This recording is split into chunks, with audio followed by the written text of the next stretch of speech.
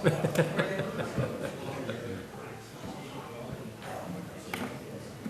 I'd like to call the meeting to order. If we could rise for a moment of silence and the pledge of allegiance.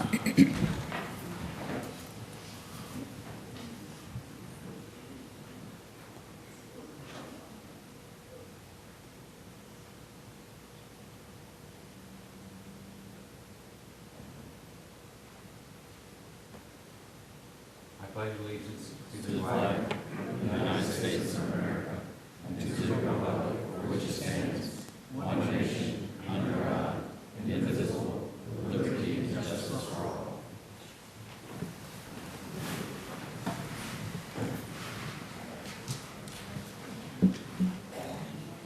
Okay, we'll have the roll call, please. Kevin Raymond, Michael Top, Here. Peter Hansen, Here. James Girardi, Here. Roy Josias, Chris Williams, Here. and Charles Gray. Here. Okay, we have proof of publication. The items are published in the Tampa Bay Times on July 26, 2019, August 16, 2019, August 23, 2019, August 24, 2019, or by affidavit of mail and recycling. Okay.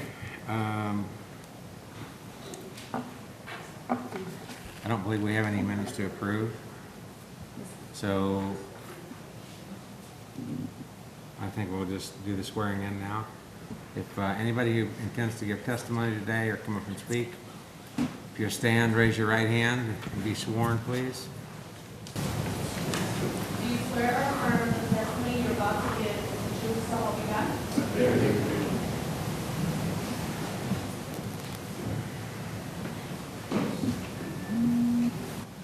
Okay, I'd like to welcome everybody today. We're the Planning Commission. We're appointed by the Board of County Commissioners, and we meet twice each month. We serve as a local planning agency, and we hold public hearings and transmit to the Board of County Commissioners recommendations on comprehensive plan amendments, land development code amendments, rezonings, and conditional use requests. The Planning Commission is the final decision-making body for special exceptions, certain appeals, variance requests, and certain alternative standard requests. However, any final decision may be appealed to the Board of County Commissioners. If anyone is in opposition to any development code amendment, rezoning, conditional use, or any item where the Planning Commission transmits a recommendation to the Board of County Commissioners, it's important for you to attend the appropriate Board of County Commissioner meeting. For those of you who are not familiar with the process that we follow here, we have it broken into several sections. First is sometimes we have requests for continuances from either the staff or the applicant. It's been our tradition to approve those requests for continuance unless there are extenuating circumstances. And we have items that are on a consent agenda. We'll go through that consent agenda item by item. And if you see anything or hear anything on that agenda that you'd like to have heard today or that you have questions about, raise your hand when we read that item off, and we'll pull it from consent, and it'll be put on the regular item list, which is the third thing that we do. Anything that's not on continuance or on consent goes on the regular schedule. So that's what we'll do. Applicants have 3 minutes to make their presentation, and questioners or objectors will have 3 minutes to state their concerns.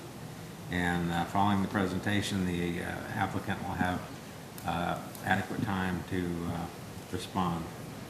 There's been a request at least 24 hours before the meeting for extra time.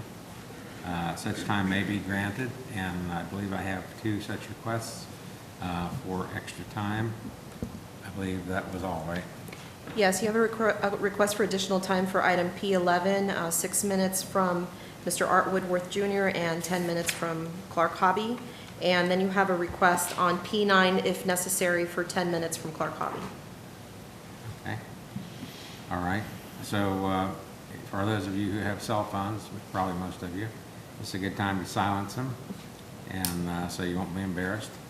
And before we start the main part of the meeting, we have some time here set aside for anybody who has come to speak on an issue that's not part of our agenda. So if you're here for something that's not on our agenda, please stand, come forward, state your name and address, and let's hear what your concern is. Having seen no one, we'll proceed.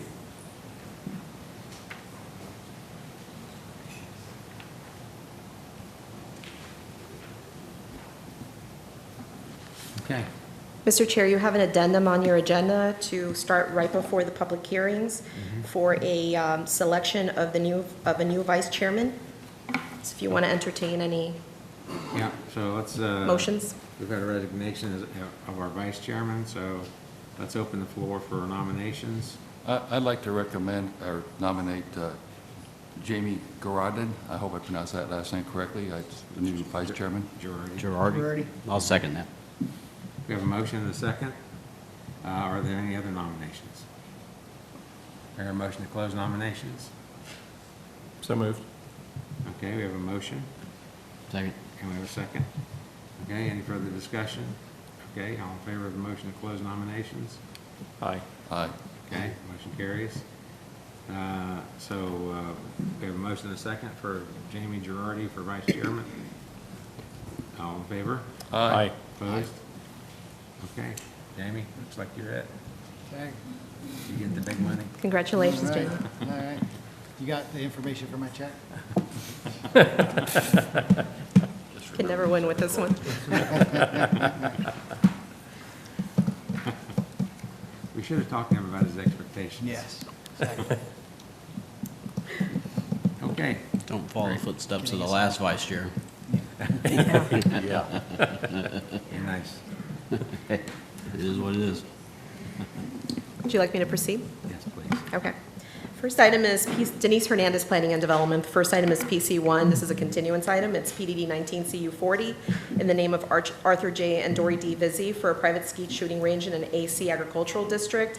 The applicant has requested a continuance to the October 10th, 2019 Planning Commission meeting at 1:30 p.m. in Dade City, and staff is in agreement with the continuance request. Okay, is the applicant present? All right, anyone here to object? All right, can I hear a motion? Motion to continue to October 10th, 2019 in Dade City. Second. Second, all in favor? Aye. Motion carries. Item PC2 is PDD 191157. It's a school development plan consistency for Starkey K through 8 school, project number 19-048 for the District School Board of Pasco County. It's for a request for approval of preliminary construction plan, stormwater management plan, and report for 117,700 square foot K through 8 school on approximately 25.6 acres. This comes to you with a recommendation of approval with conditions from the Planning and Development Department. All right, is the applicant present? Anyone here to object? See no objections?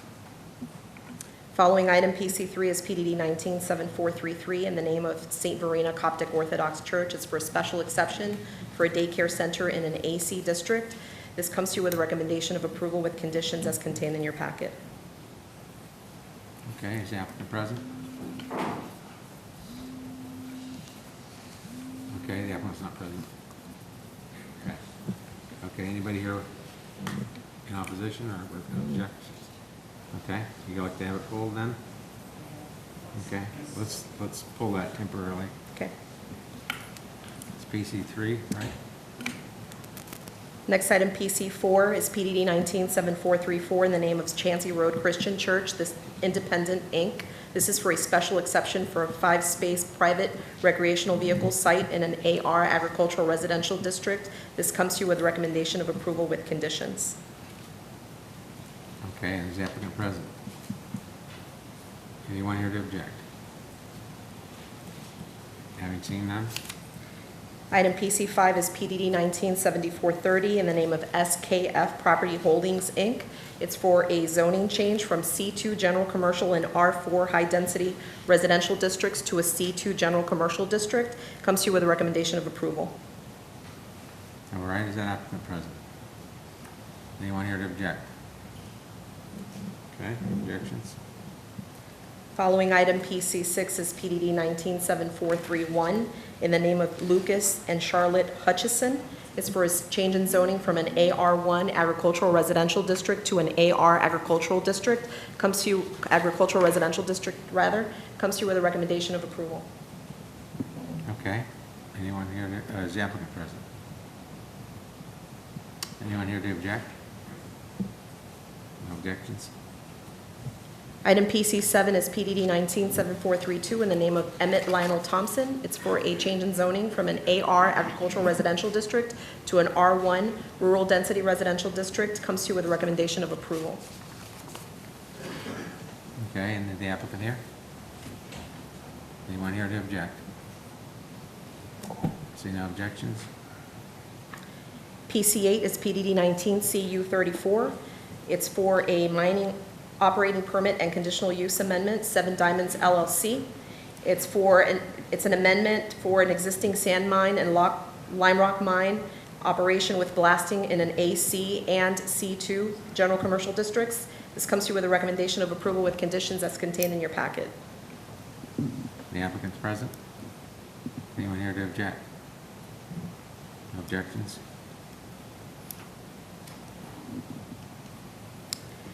The following item, P9, is listed in your consent packet, so if I can read that, even though it's listed in public hearings. P9, PDD 19-1211, in the name of Aiken Master Plan Unit Development, Ann McBrayer, trustee of the Lena Ruth Aiken Revocable Trust. It's for a rezoning from an AC agricultural district to an MPUD Master Plan Unit Development District to allow mixed-use development on approximately 25.365 acres. Comes to you with a recommendation of approval with conditions. Okay. I had requested a couple of changes to this. Have those been made or not? Let's get it pulled and answer that question for you. Okay. Well, I'm okay with staying on Okay. consent. I just need to know if the changes are requested to Okay. be made.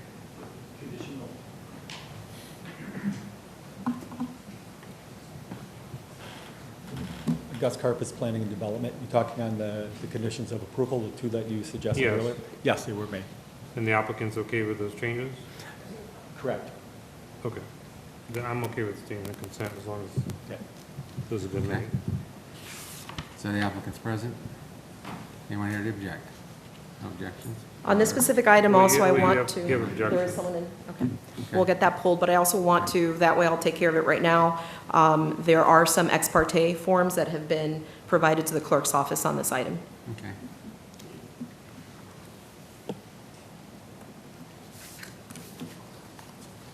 Do you want to go? Move vote on the approval of the consent? remaining consent agenda. Second. Okay, we have a motion and a second.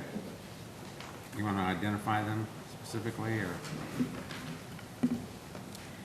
So, Yeah, so they're going to be P1, PC1, PC2, PC4, PC5, PC6, PC7, PC8 for approval.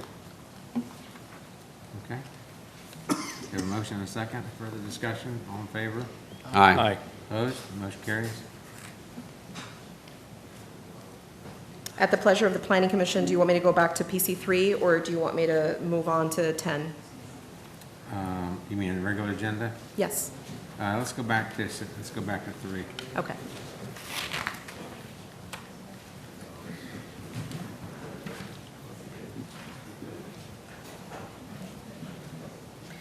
Also, earlier, the applicant was not here, so I'm a little bit concerned presenting this item with the applicant not being here, as there's objection in the audience. Okay, and... Can we call to see if the applicant is here now for St. Verena? Is the applicant present? Thank you, excellent.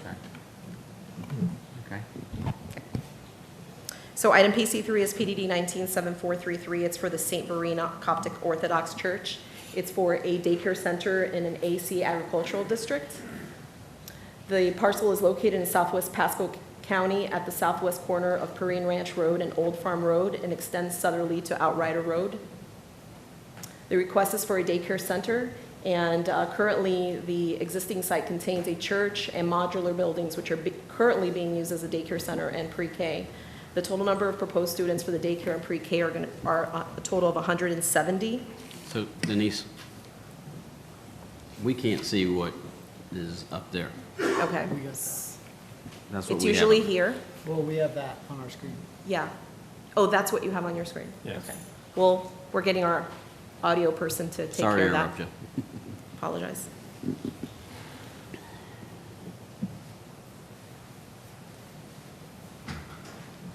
There we go. Thank you. The surrounding zonings are AC, MPUD. Future land use is Res 3 out there. Access to the properties from Perrine Ranch Road, there's no access being proposed through Old Farm or Outrider. This is the proposed site plan. Currently, they do have a preliminary site plan approval, which is in your finding of fact number 6, for two 23 by 60 modular buildings on the subject property. They're proposing a total of 4.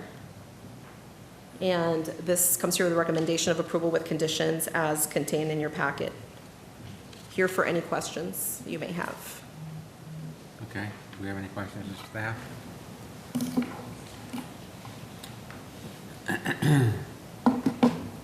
Okay, if the applicant, do you want to come forward and tell us what your thinking is there, what your plan is, and then you'll need to come back up and probably answer some questions.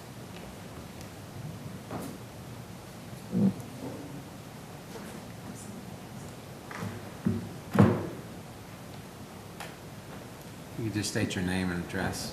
My name is Abby Emsis. I'm the director of the daycare center and the manager for the church. Okay. Yeah, just speak right into the microphone because she's got to record it all. Yes. We've been in operation since August of 2014. We had all the approvals from the county, from DCF, fire marshal, everything. We just were trying, because we just built a new church and we're trying to get all our papers in order.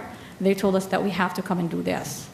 No changing to the building. It's the same old existing building. There is no changing is going on.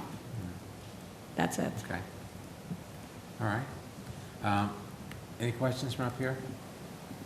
If not, right now, why don't you just sit in the front there and then you don't have such a long walk when you come back up, Okay, thank you. okay? I think there were some people that had questions about it. Come forward. Give us your name and address. Laura Nelson, and the property address concerns 2419 Comac Court in the Oak Ridge subdivision. Received a petition letter and spoke with some of my neighbors, and there's one neighbor directly across from the church that did not receive by mail the notice, so they were improperly notified, so I want to make sure they get put on any mailing list pertaining to any legal proceedings. And I think you just answered my question about ensuring there's no access road. Now or in the future from Old Farm Road or Outrider Road. And there was a barrier that had been removed when their Pope came to visit October 6, 2018. And according to the site plan, page 5, item number 16, any buffering shall be replaced within 30 days after demise and/or removal. So we're, asking about that. What are the future plans for the expansion of the church? And with the approval of this special exception, what can the church do or not do? And if the daycare's been in operation since June of 2014, when did they receive approval based on the special exception rules? So that's it. Those are my Okay. questions. All right, we'll try to get those answered for you. And staff might have to answer a couple of those questions. Denise Hernandez, Planning and Development. So as stated in your finding of fact number 6, they did receive preliminary site plan approval on June 8, 2016. There was a finding and a condition actually of approval that stated that they had to come in and apply for special exception if they were proposing a before or after school care. And this is an after the fact application. It's not as a result of a notice of violation or anything like that. as the person just stated, it looks like they were looking to see if all their items were in order. They found out that their items were not in order, so it's the application we have before us today. Okay. All right. Would you like to add anything to that? I think there were few other questions. If you, I didn't see you were scribbling any notes there, so hopefully you remember. I just brought with me in the license for the daycare, and which we renew every single year. And to be able to renew that, we have to get fire marshal approval and the county. So we got all our papers are in order. So we don't have any problems with the papers to be operating a daycare since the day we opened. We just came across this, so we want to make sure that all our papers are in order. That's it. Okay. And what are your future plans there? You have any particular plans?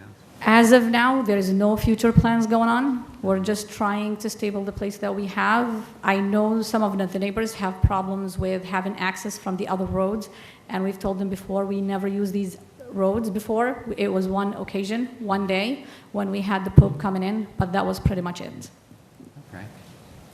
All right. Thank you. Any questions from up there? Well, I think there was maybe I'm wrong, but I thought there was a question from the lady before about some buffering that might have went bad. I will definitely bring that to the attention of the committee, and we can get in touch with the neighbors around us and see what they need to be accommodated, and we will be happy to work with them. Shouldn't be a problem. Okay. Is there any requirement from the county? So my understanding of what was read in the preliminary site plan application, or the preliminary site plan approval, basically says that the buffers have to be kept in good condition, they have to be upkept.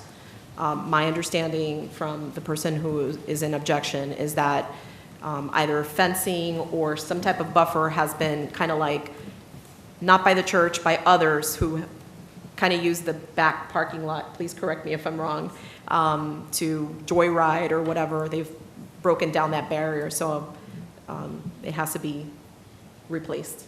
Yeah, we'll bring that to the committee, and it shouldn't be a problem. It's just a small entrance to the church from the other side, and we'll be able to take care of that. Shouldn't be a problem.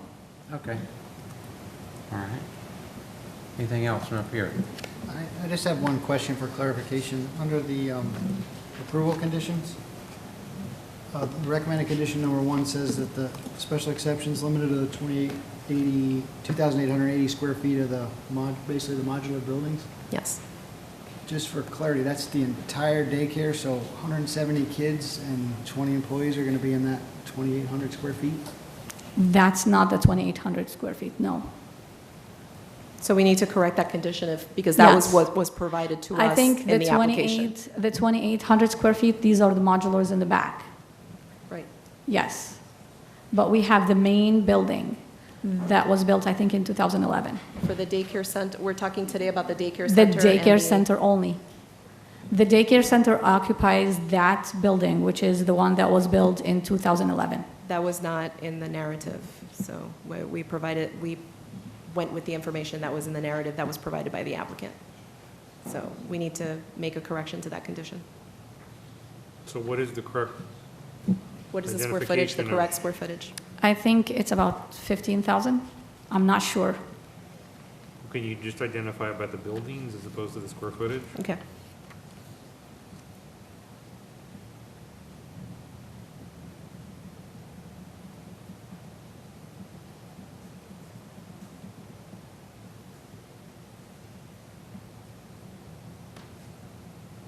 Okay.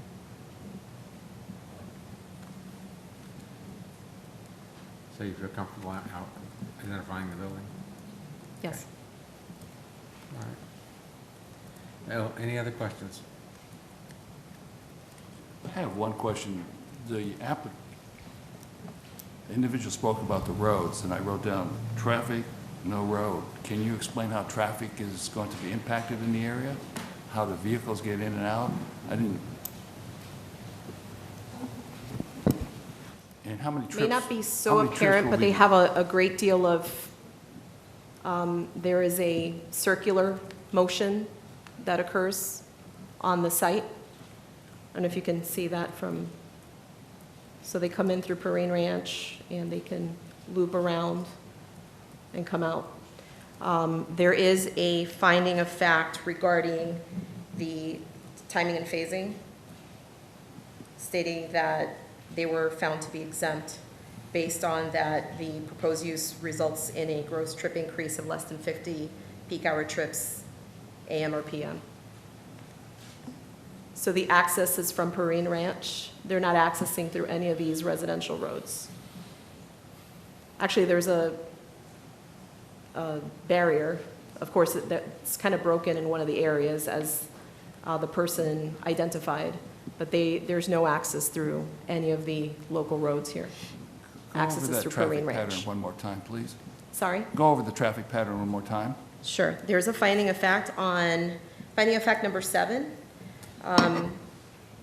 Submitted a timing and phasing application, and on July 17, 2019, it was found to be exempt from timing and phasing as the highest and best use of the proposed use would result in a gross trip increase of less than 50 peak hour trips, AM or PM, whichever is higher.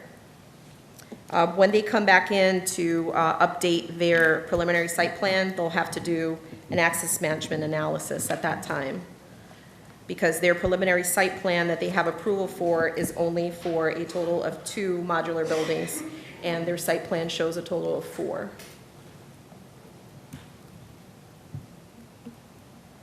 And that's in a condition of approval, as well as condition of approval number 3.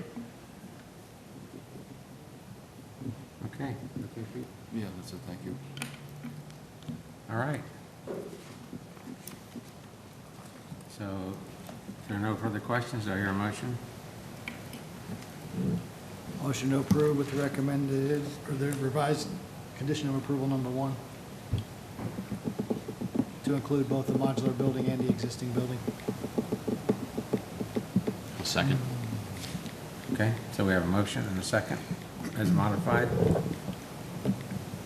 All in favor? Aye. Opposed? Roll call vote.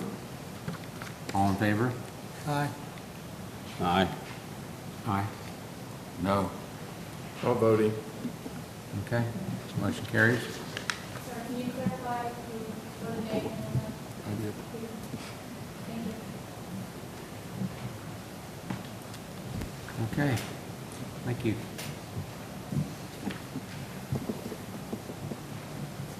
Shall we move on to Aiken, P9? All right.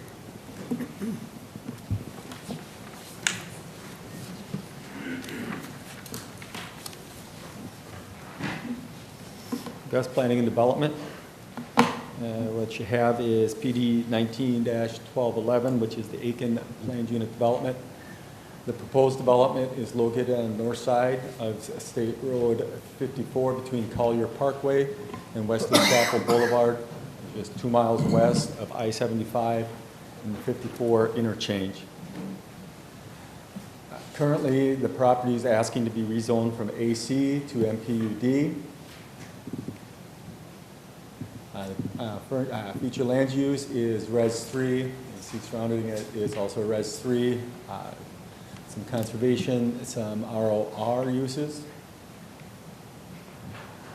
Again, the request is for rezoning from an AC agriculture to MPUD master planned unit development for the development of 280 multifamily residential units and 49,500 square foot of commercial entitlements.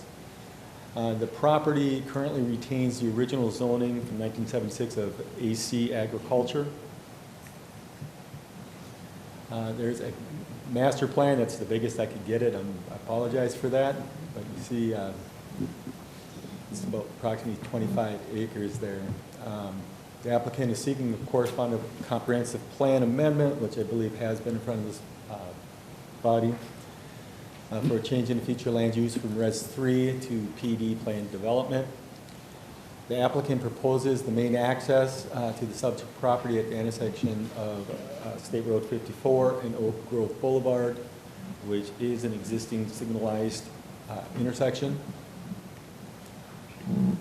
Again, the site is approximately 25.3 acres of vacant and unimproved land.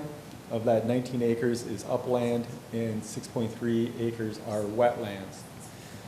The applicant is proposing 14.7 dwelling units per developable acre for the 280 multifamily dwelling units. The proposed mixed unit development includes 49,500 square foot of commercial entitlements. The surrounding zoning districts, existing land uses, and future land uses are in this table. They were included in your packet. If you'd like me to go through each individual one, I could. It'd be a lot of reading, though.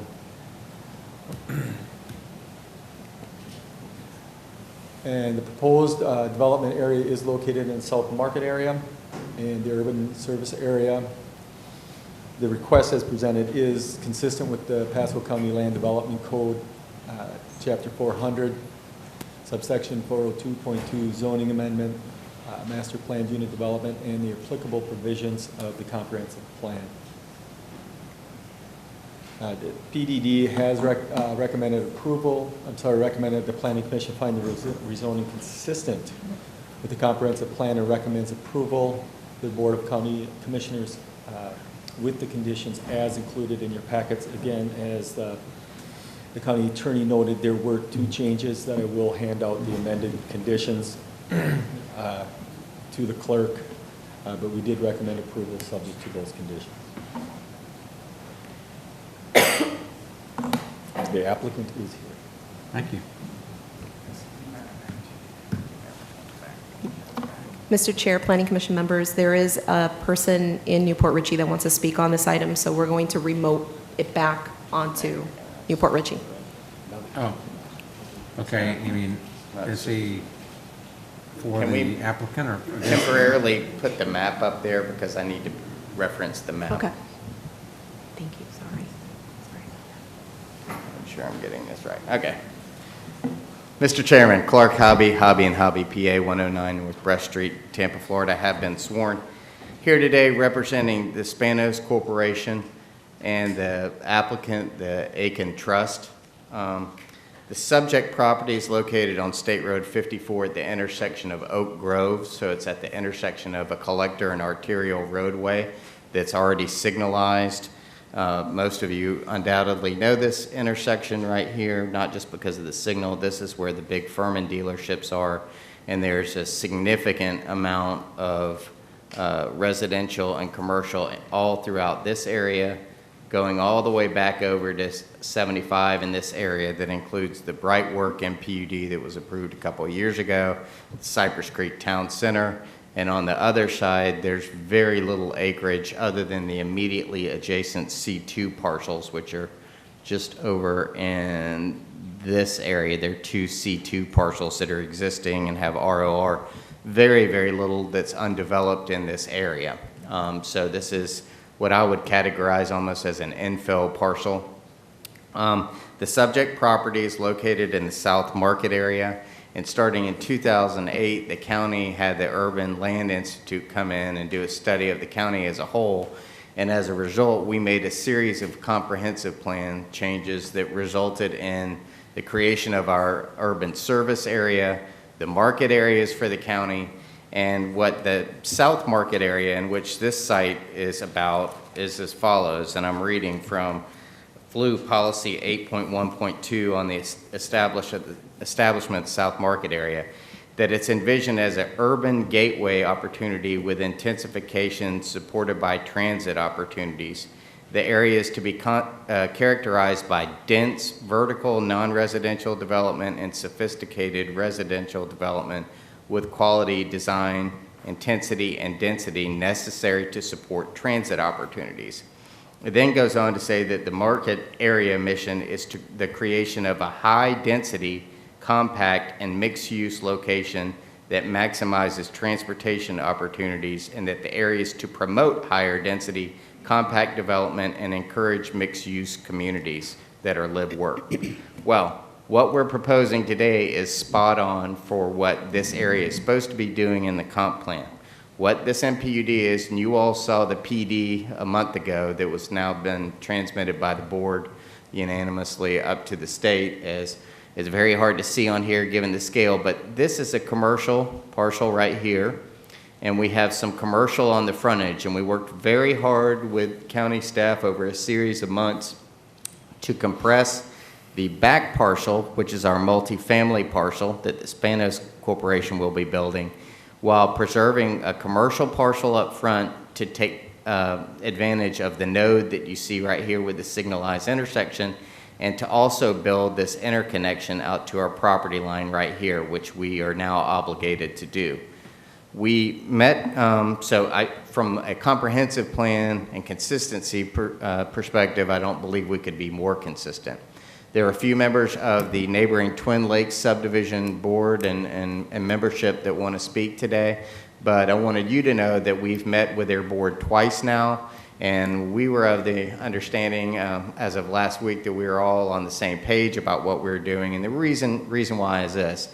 And I'm going to have Brian Surak, our engineer, speak for just a minute in a second. I'll be brief, but we went to great lengths. We realized there are about 10 or 12 houses that are adjacent to where the multifamily area will be back here.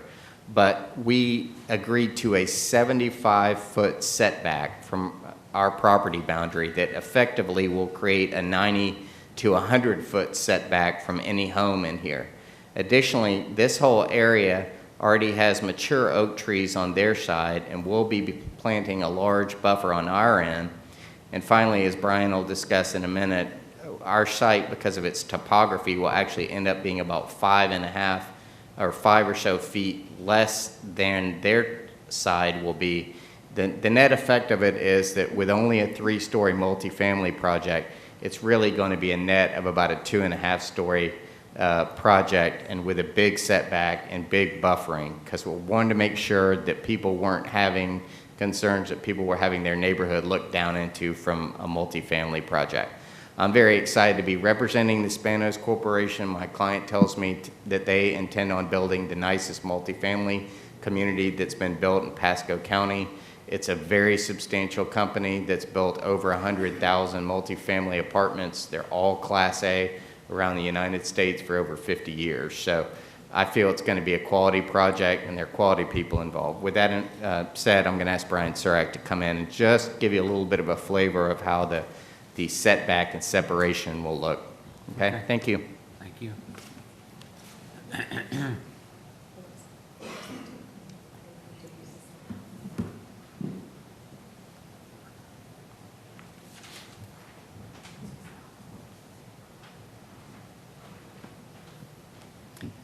Good afternoon. Brian Surak. I'm with Clearview Land Design, 3010 West Azile Street in Tampa, Florida. So I guess we'll wait till we can get a map up there.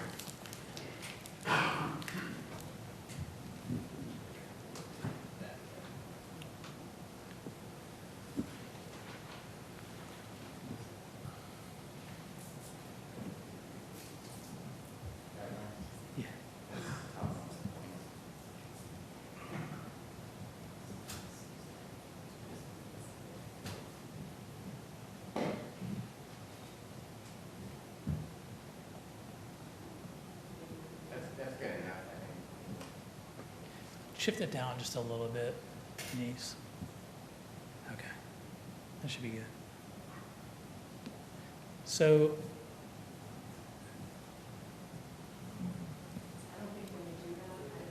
oh, it doesn't do it here.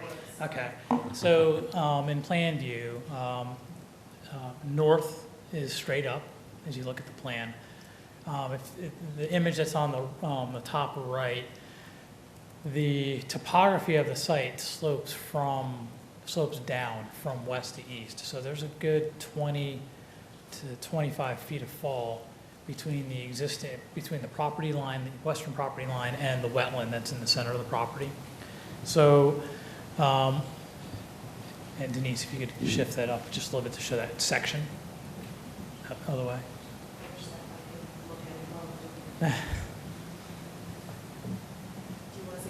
Yeah, the bottom section. So these are big buildings. Well, they're long buildings. They're not big, but they're.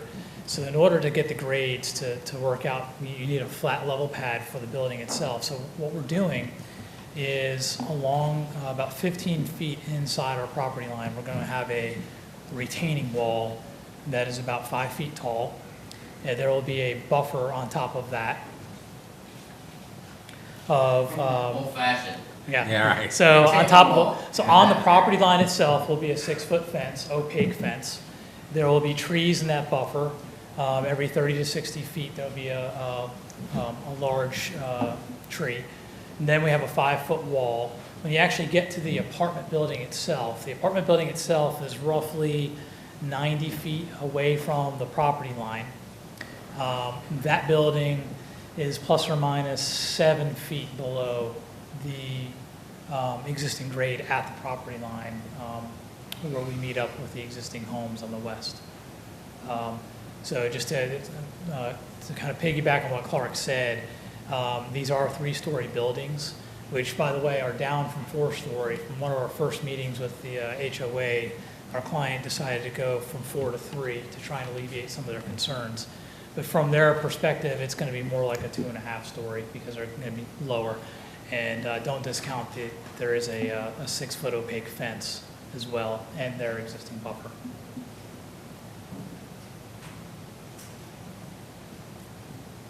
We're happy to answer any questions. Otherwise, I'll reserve the balance of our time to answer Okay. the residents' Questions questions. from up here?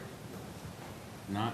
Okay. I have a quick question. I'd like to know how you get 2.5 stories. I mean, are there 2 floors or 2.5 floors? And Now, what I was saying, Mr. Hansel, they're 3-story units, but because of the topography of the site, the buildings will actually be about 7 feet, their base elevation, 7 feet lower than the residences to our west and north. We're having to trim off on that portion of the site 7 feet. just help me. My mind doesn't quite calculate this to a certain degree.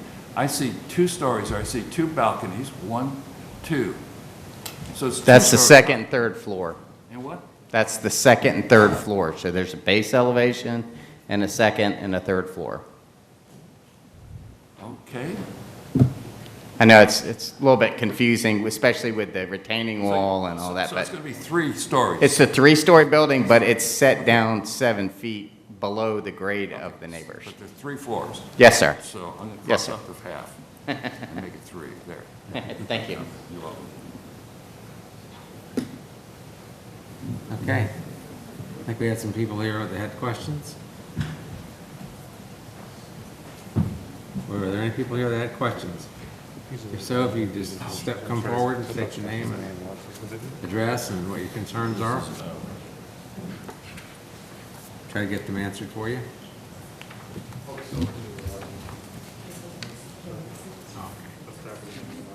Okay. My name is John Pofka. I live at 2133 Foggy Ridge Parkway, and to put this into perspective, I'm less than 400 feet from the northwest corner of where the apartments will be, across that C2 zoned lot. I live on Foggy Ridge Parkway. I never received a notice. That issue, however, I'll take up with the attorney for the Pasco County Board of Commissioners because they can't prove I got notice. The problem that I have with this is there was a newspaper article that I recently stumbled across. It was published last December in the Pasco Times.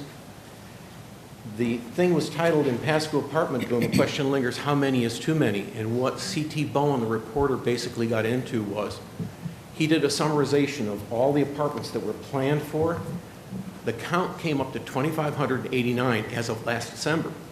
Now, just last week, I read in the Laker Lutz News that there was another article showing the county commission had approved Oakley Boulevard at Old Pasco Road, 2 miles north of my home, 48.8 acres. That's over 500 more apartments. The problem that I'm running into is now I'm looking at 3,000 apartments within a few miles of my home. This is the kind of growth that, as a business major, I graduated from Cornell University with an agricultural degree in economics and marketing. I've been following the markets over the last few years because I recently retired. My problem is I saw the inversion for the rates for the Treasury Department bills invert in August, not once but twice. I'm looking at the economic downturn that's coming, and if we end up with a presidential election in 4 or 5 short years, we've got a non-business president, our economy is going to crash. And I want you all to remember what US 19 looked like in 2009 and then 2010. Urban development became urban blight. And I don't want State Road 54, 56 to look like that. This is my neighborhood. And I try not to get too excited about it, but part of the other objection that I have has to do with the way this thing was publicized. Let me correct that, not publicized, because this is going through the zoning commission. There's been next to no public notification or participation. I'm looking at the sunshine laws, and they did an open government revision of that sometime into the 90s. Open government has purely been flouted in all of this going on.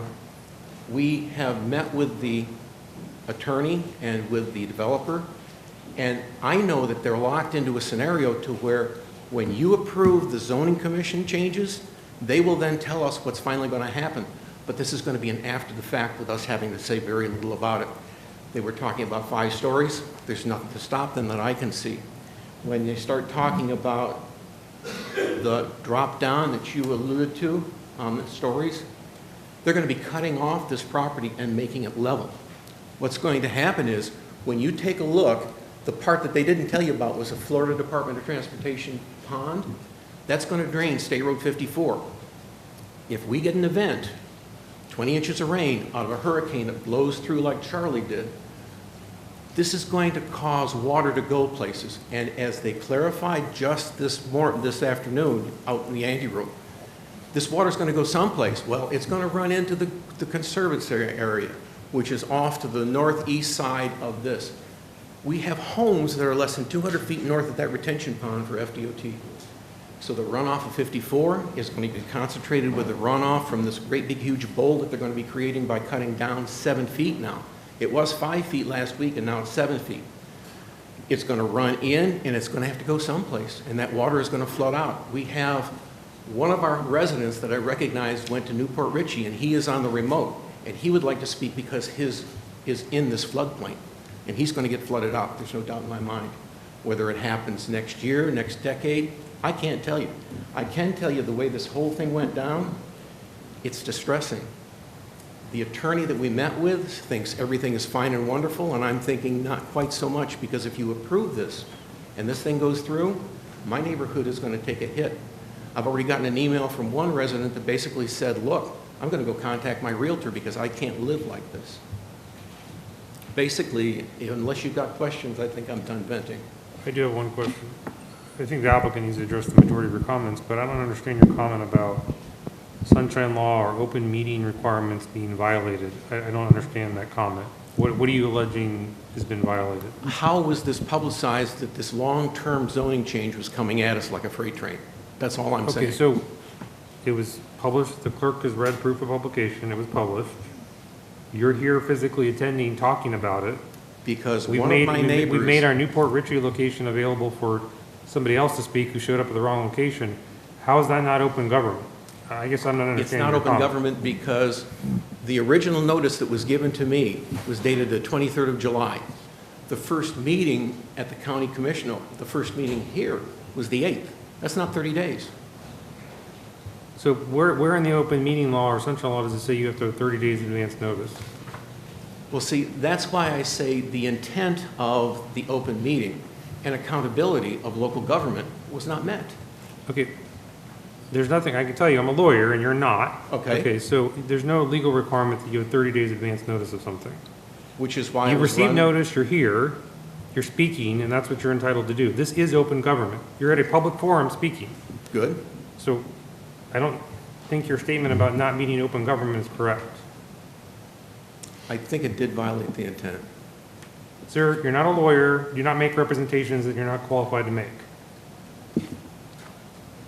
Well, let me just also add to that, that there are many times we get objections from people who didn't want you to move into that area in the first place. So it's always like not in my backyard. We get that a lot. So you move from somewhere to there. Now you're complaining because somebody else wants to move in. So These are renters and they don't necessarily take care of the property the same way homeowners do. well, there's a lot of people that own property that don't take care of it too. You know, so anyway, we've given you extra time, so. Who would like to be next? State your name and address, please. Mr. Chairman, my name is Karen Mason. Karen, could you just pull it? There you go. Yeah. Thank you. I live at 2351 Foggy Ridge Parkway, located in Twin Lakes subdivision. I am the current president of Twin Lakes, where we currently have 235 homes. I'm speaking today on behalf of myself only. I'm speaking neither for or against the proposed zoning change and development, mostly because what I would prefer to see happen will never happen, since my preference would be to leave the land as it is for my neighbors, including the wildlife that reside there, to continue to enjoy.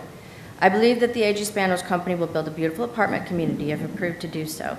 However, I respectfully request all of you to carefully consider the highest and best use of the land. Within a 1-mile radius of Twin Lakes community, there are 1,659 apartment units of 1, 2, and 3 bedrooms. That's a 1-mile radius. And you don't need to travel much further to find many more. We are not even privy to the number of entitlements already approved for that area. We are building a very transient corridor, which can be unpredictable in a different economy. Responsible leaders such as yourself will surely consider what this would look like when deciding our future of our environment and our neighbors. That being said, my bigger fear would be, if not A.G. Spanos, then who or what. The thought of commercial or retail development for that parcel also brings to mind the acronym NIMBY, as you previously brought up.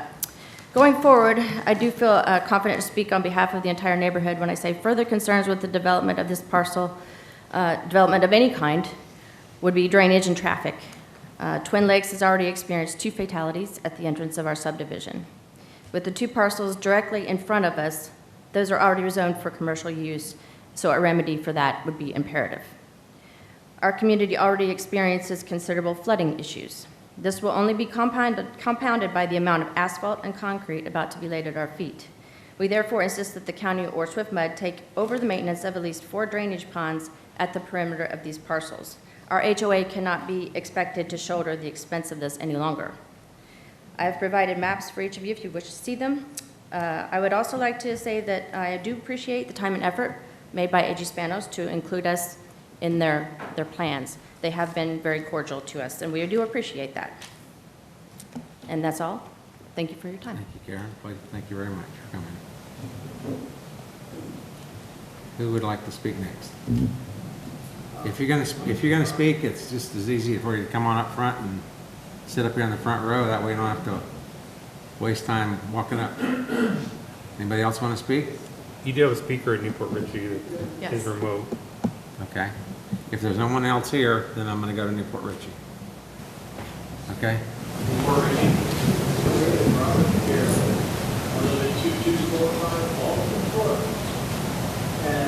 What volume that up?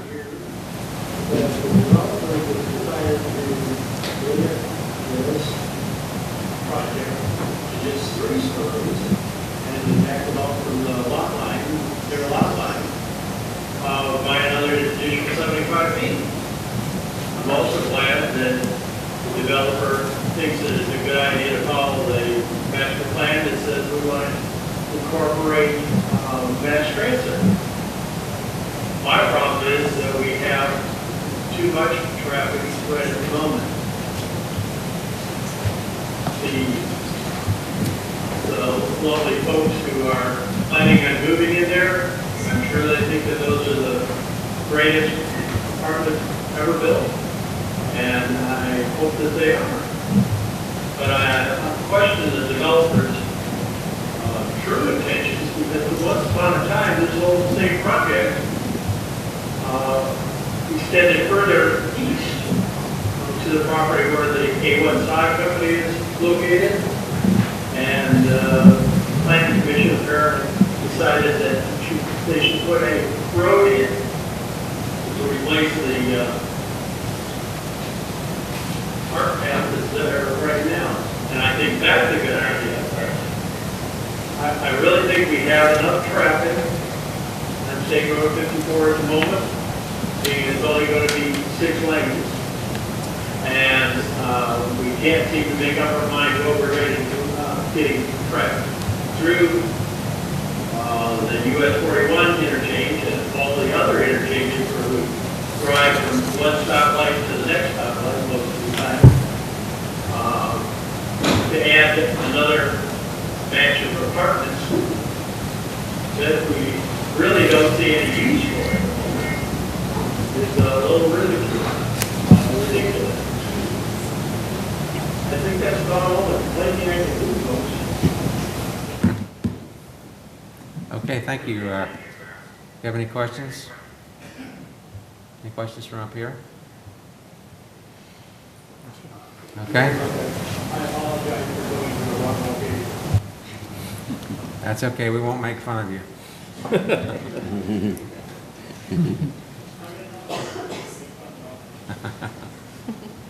All right, thanks.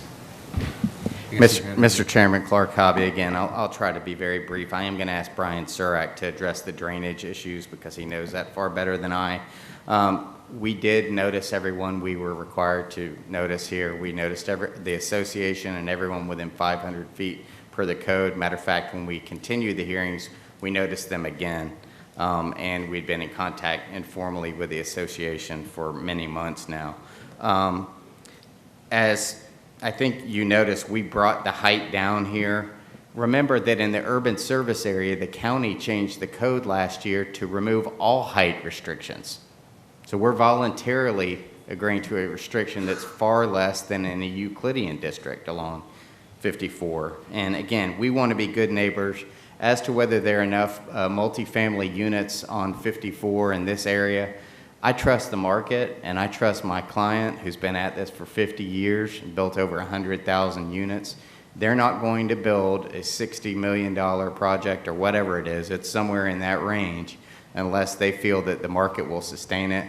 We have a market study. I did not bring it today, but suffice to say, the multifamily units in the 54-56 corridor that have been built or under construction are coming online and they're finding their way into good market acceptance, and there are no vacancy problems at all along the corridor. And what it also shows is that we actually have a lower amount of multifamily along this area than most of our suburban cohorts throughout the Southeast and in the Bay Area. We only have about 18 to 20% of our residential units are multifamily, and historically that range is between 25 and 30. So with that, I'm going to let Brian address the drainage, and I'm happy to answer any other questions. Thank you. Brian Surak, Clearview Land Design. I have been sworn. So there was a comment about drainage and about flooding the neighbors downstream.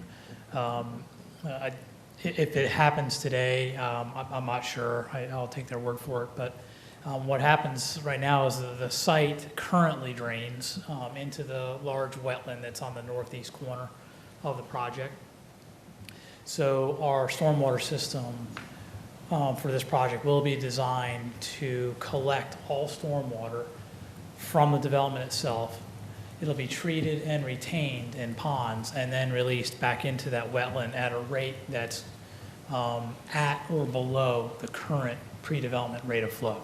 So we will not be creating any adverse drainage impacts downstream as a result of this project. Okay. Clark, since traffic was raised as a concern, can you have Mr. Henry address that? I can have Steve Henry, our transportation engineer, come up, but suffice to say, our timing and phasing analysis shows that the effect that this project has on the 54 corridor is extremely de minimis, but Steve can address it. Before you get to that, Clark, just a quick question, because I think one of the concerns was about the quality of the units, and I know you said they're going to be, you know. My client, again, how are they going to maintain it? I have Rick Wood with me from the AG Spanos Corporation, and Rick's been with the company for over 30 years, and he assures me this will be the most expensive per unit project that will be built in Pasco County. So it's the higher end. It's a Class A only project that they sell to either REITs, real estate investment trusts, or life insurance companies who will only hold Class A apartment buildings. They've never built anything but that. Mr. Hobby? Yes, sir. So they built the one over, is it Bonterra? Over Right. by- Yeah. That's right. So Very it'll cool. be similar? Or Very, it'll very, be it's a above? different, more urban look, but it's of higher, even higher quality. But if you've seen Bonterra, Sure. you know, as you go over over 75 on the south side going towards 56. It's a very high-end product that they build. Good afternoon, Steve Henry, Links and Associates, 5023 West Laurel, Tampa 33607, and I have been sworn. So we did conduct the timing and phasing and access management analysis for the project. As indicated, number one, our access will be to the existing signal that is there today. So we'll be accessing that. We have met with DOT regarding the signal and the ability to access that and modify it to accommodate our access, and they're in support of that. We'd also have a right-in, right-out to the east of that. We did look at at 54. Our impact on State Road 54 is about, at maximum, it's 0.06% of the VC ratio. So we'd increase it by 0.06 is our impact on 54. So it's a negligible, insignificant impact on the traffic on 54. Okay. So in your professional opinion, the reverse, or the service road, I'll call it, that will link the subdivision to the traffic light. And so in your professional opinion, what do you think that does to the safety of the That would motorists there? significantly help. Now, right now, we are only connecting it to our property line because as indicated, between our property line and their entrance road, they don't control the property and we don't control that property. But we are providing that opportunity so when that property gets developed, they have access to a signal. And so they're concerned today about having to come out, and right now they have a directional median opening, a left in, right out. Once this is built, once that commercial is built, they'll have access to a signalized intersection to be able to make a left out at a signalized intersection. What's the street to the east that you talked about? You talked about there's the road 54 you addressed. Well, what's the road that's east of that property line that you spoke about? That's the one we're aligning with? the what? The roadway that we're aligning with? Yes. That's Oak Grove Drive. Oak Grove Road, right. Yes. And that's what, a 2-lane, 3-lane? It is a 2-lane with additional lanes at the signalized intersection. Right. So what impact will this project have on that road, Oak Grove? Insignificant impact, because the reality is that the people that are leaving there, that road doesn't really go anywhere to the south, and these are multifamily, primarily multifamily, and so they'll be going east and west on 54 primarily. Isn't there a school south from 54 in that direction? Sure. Okay. But we are not creating the additional traffic to the school. Some of our students will go to the school, but it would be the same number of students. School only has so many students. Right. So some of our students may go there, but we would not necessarily increase the traffic to the school. Where I'm trying to go is what impact, in your professional opinion, you'll have on Oak Grove Road, because the traffic... It would be an insignificant. We've looked at it. We've analyzed it. We have put some traffic on there, but it's an insignificant amount of traffic on Oak Grove Road. We also have commercial, so some of the residents that live down there may visit our commercial, but again, the impact on that road would be insignificant. Okay, I can't debate that with you because I don't have any statistics, but I don't concur with what you said. That's all I'm trying to say is because I think I've been in that road enough times that there is traffic down that road. So I don't deny there's traffic. It's just, you're asking what our impact would be to that road. Schools. I was curious on how many children will be in this community as a whole that will be going to the schools there. And I got my colleague. I don't calculate school. That's what I'm asking my colleague to the right Sure. of me, to the left of you. What do you have on that?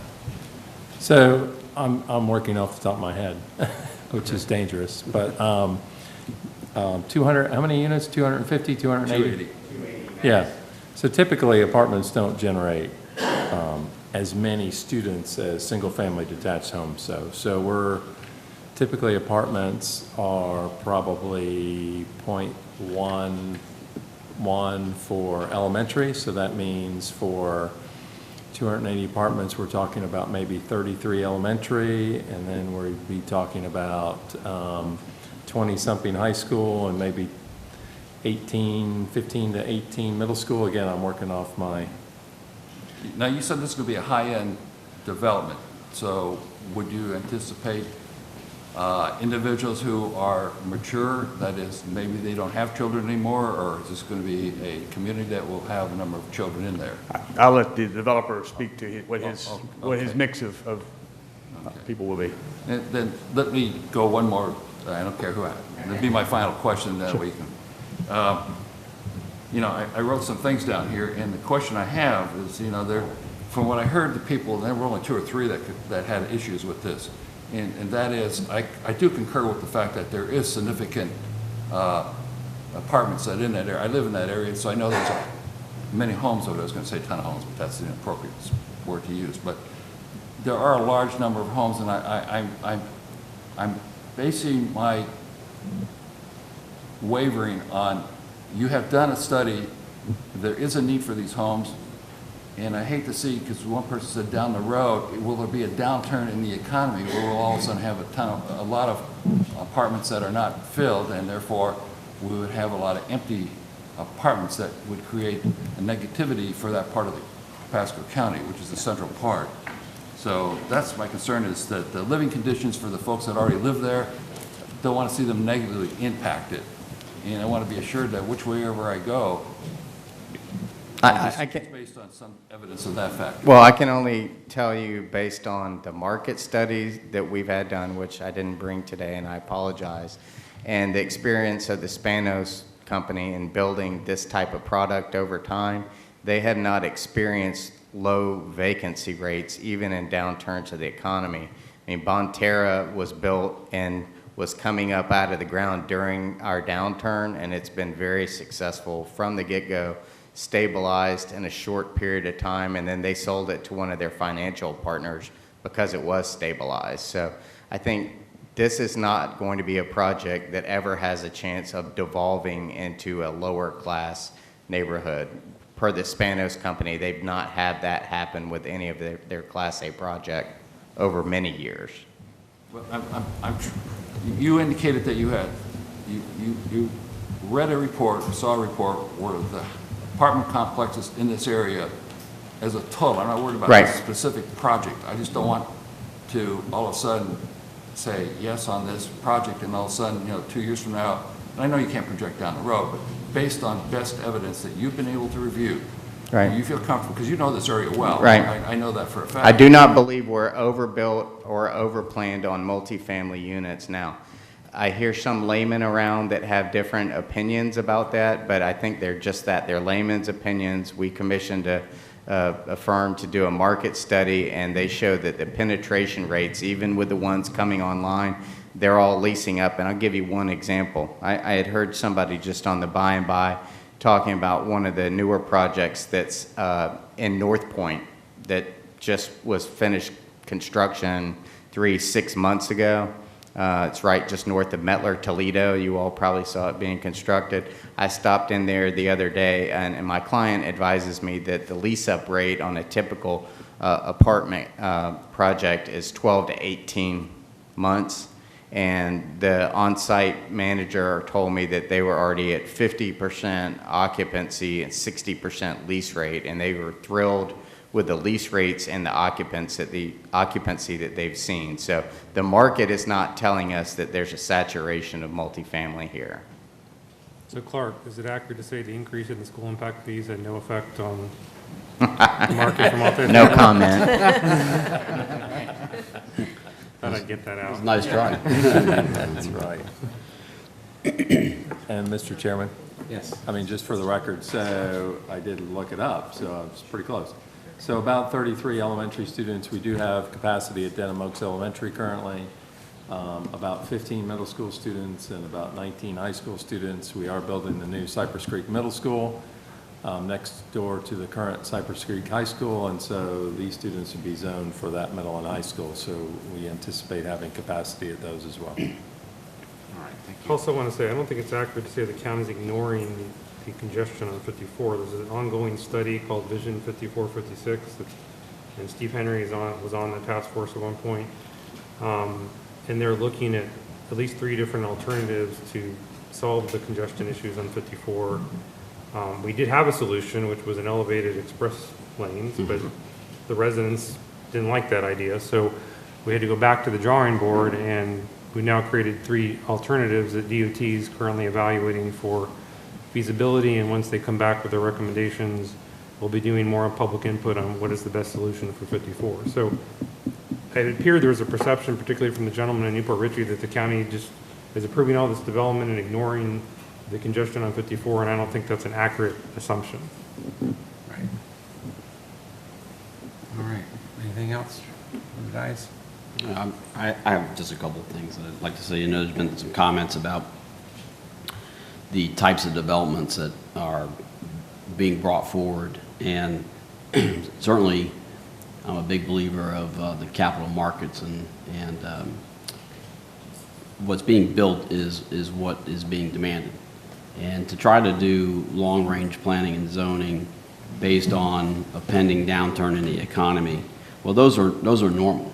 Recessions are normal. We go through them periodically. You know, about every 6 years we see some sort of recession as the average. So we're overdue for one. There's one coming, whether people want to admit to it or not. It will come through, and it's part of the normal business cycle. So you know, people who are doing long-range projects are considering those types of things. Unfortunately for the folks that live adjacent to this, what's happening here is that the direction that the county would like to see developments go, in specifically having higher density on pieces of property, is butting up against the older way that the county used to do things. And to use the analogy of a former planning director, it's the peanut butter approach, where we put it on and we spread it real thin. Now we're trying to put higher density on pieces of property so that the infrastructure and the commercial that goes there is supported much greater than it is in the old way that we've done things. So the comprehensive plan clearly states that this is what we should be doing. So I'm fully supportive of this project. Okay, so that in the form of a motion? Well, before you make a motion, just quick, the 2 changes to the conditions were in condition 8. There's a reference to certificate of occupancy as a deadline. It got changed to construction plan approval. It's a fairly minor change. The only substantive change was to condition 28. There's a sentence that was added at the end. Just so you know, the Board of County Commissioners currently has a moratorium on self-storage mini warehouse, and it applies to parts of 54. So it's language that clarifies that that's not a permitted use unless that moratorium terminates.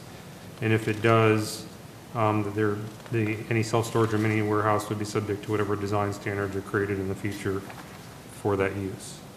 So those were the 2 changes. I just want to make sure if you made a motion and incorporated those 2 changes. Move for approval with the changes. Page 7 of 10? So, yeah, it's page 7 and 10, the last sentence of condition 28 deals with self-storage mini warehouse.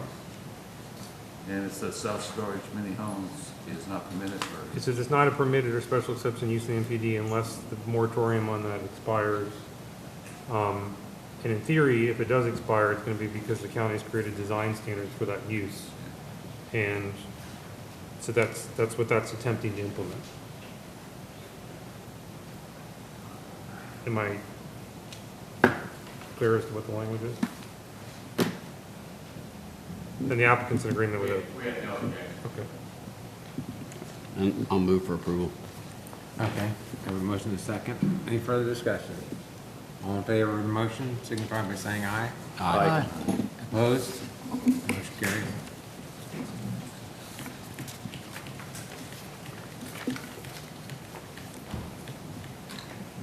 Okay.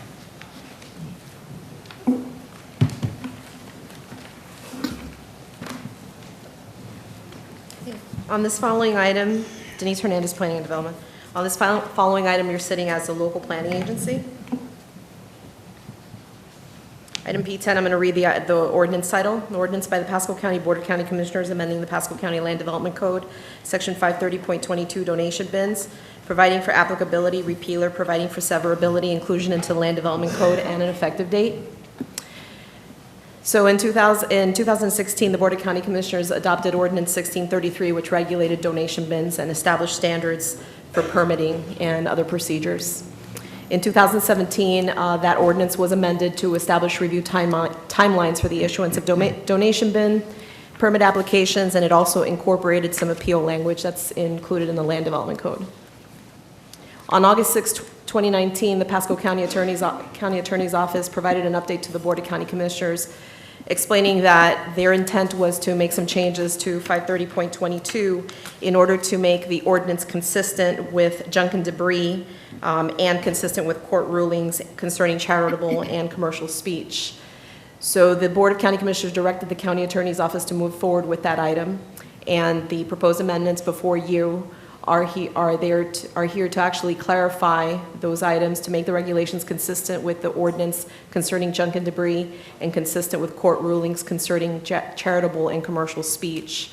So today we're just asking you to find the ordinance amendments consistent with the Pasco County Comprehensive Plan and recommend approval to the Board of County Commissioners. Okay. Any questions? All right. Is anyone here that wants to speak to this? Seeing no one rise, Mr. Chairman, I'll move for approval. We have a motion to approve. Do you have a second? Second. Further discussion? All in favor of the motion? Aye. Opposed? Okay. Thank you. Following item is PDD 197425 in the name of Massey Partners Limited. On this item, I also want to clarify that I have provided to the clerk's office some ex parte communication forms from all planning commission members between the planning commission members individually and Clark Hobby, and those have been provided to the clerk's office. So this rezoning under the name of Massey Partners Limited is located in north central Pasco County on the northwest corner of Trilby Road and Dowling Lake Road. The request is from AC Agricultural District, which is 10-acre minimum lot sizes, to AR5, which is 5-acre minimum lot sizes for site-built homes only. The applicant proposes to develop development in accordance with AR5. The applicant has voluntarily agreed to record a deed restriction on the property, restricting the access, the number of lots that have lakefront access to a total of 8, and also restricting where that there is not community boat launch access to Dowling Lake. The surrounding area is characterized by rural residential density development, which are lot sizes which begin at 3 acres and go way up and above 10 acres, and also agricultural pursuits. The surrounding zoning, as you can see, there are some parcels that are zoned AR, AR5, AC in the surrounding area. Future land use is AGR, which is 1 dwelling per 5 acres, and AG, which is 1 per 10. Access to the site is from Trilby Road, Dowling Lake Road, and or Easton Lane. And before you is a recommendation for approval. And of course, we're asking that the zoning does not take effect until the applicant record that deed restriction that's mentioned in finding of fact number 1. Okay, thank you. Now, applicant present? Denise, before you leave, wasn't there a finding of fact change on dealing with the road as well? Yes, there's a finding of fact change since this came to before the Planning Commission. That finding of fact is finding of fact number 11. The finding of fact, I'll read the finding of fact in its entirety. Subject to the Land Development Code, Section 901.2J, Transportation Corridor Management, Dedication, Rough Proportionality, the owner applicant may be required to convey at no cost to Pasco County up to 67.5 feet of right-of-way from the center line of construction of Trilby Road. The required width is based on the Pasco County Corridor Preservation Table as amended, located in the Comprehensive Plan Transportation element for arterial, collector, and/or major intersection right-of-way requirements. Consistent with Resolution Number 19-136, the county administrator or designee may administratively approve an alternative standard utilizing the right-of-way preservation with standards for non-state, county, collector, and arterial roadways. Denise, that actually wasn't the one I was talking about. Sorry, David. Which finding of fact are we speaking of? Substandard road. Oh, I apologize. Okay. June 7, 2019, finding of fact number 12. That finding of fact also changed, so I just wanted to, Okay. we needed to that's clarify that anyway. fine. Okay. Finding of fact 12, June 7, 2019, the subject request is found to be exempt from timing and phasing requirements, TP 19-131, as the highest and best use of the proposed zoning district would result in a gross trip increase of less than 50 peak hour trips, AM or PM, whichever is higher. Chobe Road is considered to be a substandard road. If applicable, under section 901.4 of the Land Development Code, at the time of site plan submittal, the applicant will provide a substandard road analysis, which will identify any required improvements on Chobe Road. Okay, thank you. Mr. Chairman, Clark Hobby, Hobby and Hobby PA. I have been sworn, gave my address earlier. I'll be brief. I have Steve Henry with me to answer some transportation questions that were brought up at the previous meeting that we started. But I just wanted to remind the commission of a few things and make a couple of points. The rezoning that you see before you today, I'm going to flip back and see if I can find the aerial. There we go. Is for rezoning from AC to AR5. That means 1 unit per 10 acres to 1 unit per 5 acres. Very, very, very low density. This is consistent with the comprehensive plan, which encourages rural densities out in the Northeast Pasco area. I was very involved in the Northeast Pasco adoption process, and what we kept hearing over and over at the time was that folks wanted to keep the rural flavor and larger lots. We are not in here seeking small lots. We are seeking the second largest lots in the county in the AR5 zoning district. The comp plan specifically says in the appendix that the AG, AGR, and Res 1 land uses are considered rural in Northeast Pasco, and they are consistent with one another. If you seek to go to something more dense than Res 1, then you have to prove that they're compatible with one another. That's not necessary here because we're at such a low density. The AGR future land use classification states that rural residential uses are permitted, and the stated purpose of the AR5 zoning district is to create, quote, or to, quote, provide a rural or farm atmosphere in which single-family home ownership may be permitted. So we're right in the sweet spot for this agricultural area. As Denise pointed out, and I wanted to let you all know, I did some work after the last hearing. They're basically, if you start with this property and you go half a mile in that area and half a mile in this area, there are at least 39 5-acre or less tracts. So we are not incompatible with the area as a whole. There is a ton of AR5 and AR out in this area. So the first thing, there was some argument about density at the first hearing. The second thing had to do with the lakefront access.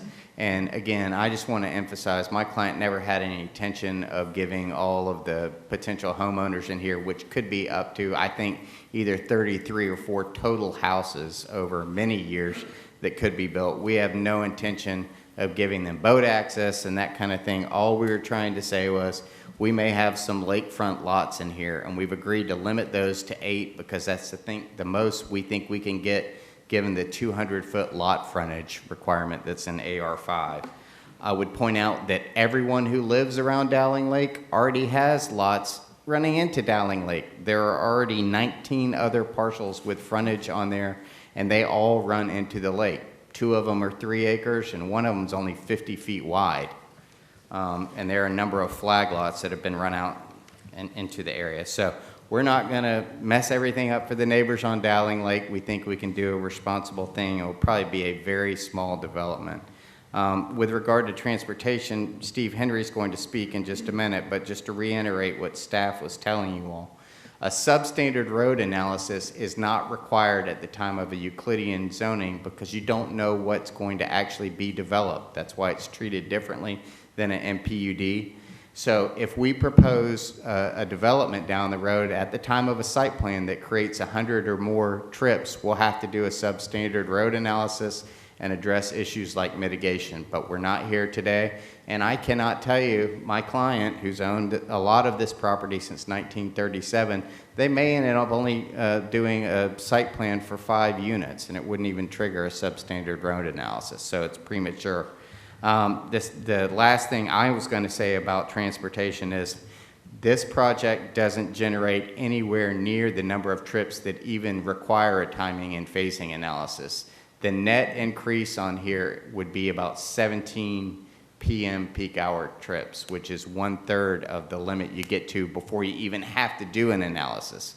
So this project, I don't think is going to have it's going to have a negligible effect on Trilby Road and the surrounding network. With that, there were a few specific questions that neighbors raised at the first hearing, and I'm going to have Steve Henry speak as to the status of Trilby Road to make sure we have a safe project. Thank you. Thank you.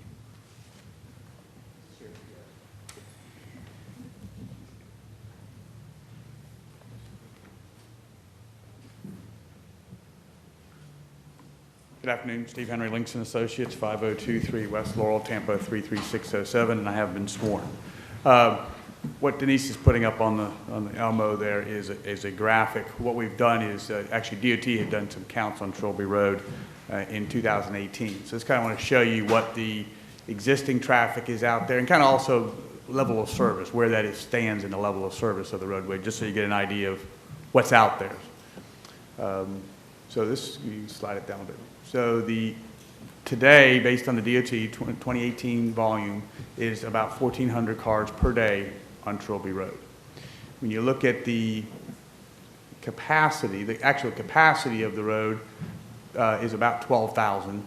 If you look at just actually level of service B on that road is about 4,000. So you can see it's a very low volume roadway from that standpoint. Then what we did, just as Clark had indicated, that from a substandard road standpoint, that if applicable, when we come in to develop the site, we'll have to do an analysis to evaluate the road.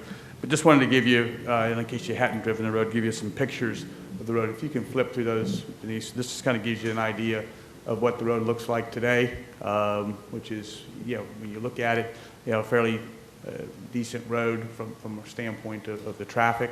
Just flip through them, you just for each one. There's 4 or 5 different pictures that show the road. Just keep flipping through them. I just want to kind of give you an idea of the road. If you got any questions, I'm here to answer any questions for you. Anybody have any questions?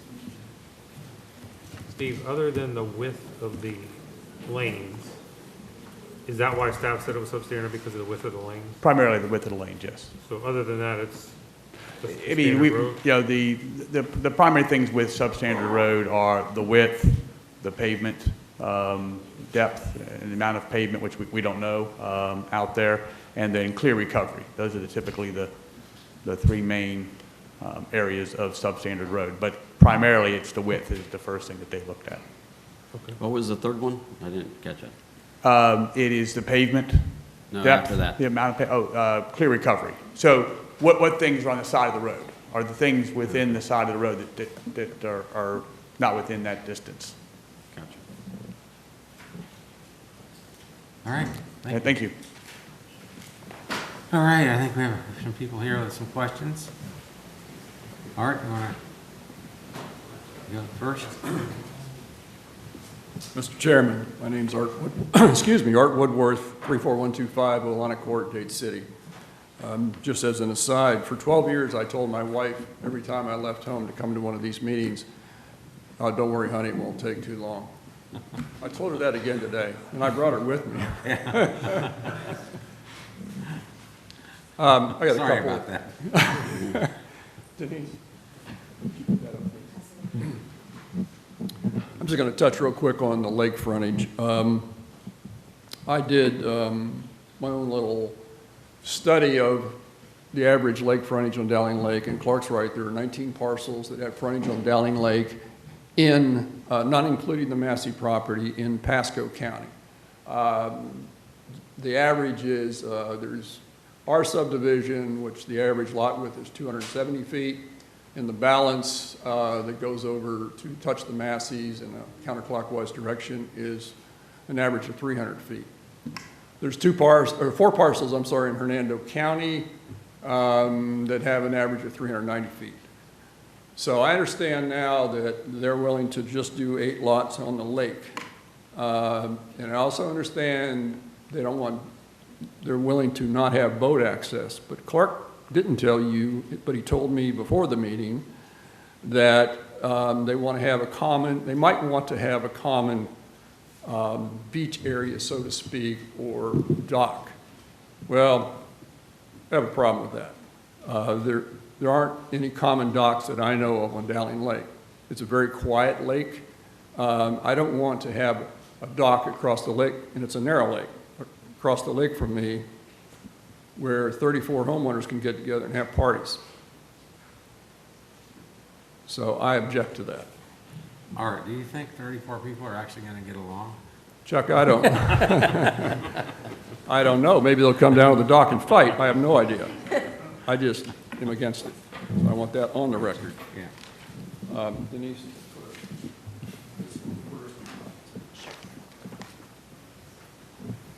So I appreciate what Steve Henry said. I respect Steve Henry and his opinion. I appreciate what he said about Trilby Road and those three things that define the road, which I guess was pavement recovery area, and I forgot the third one. Anyway, there's nothing wrong with the pavement on Trilby Road, except that it's quite narrow.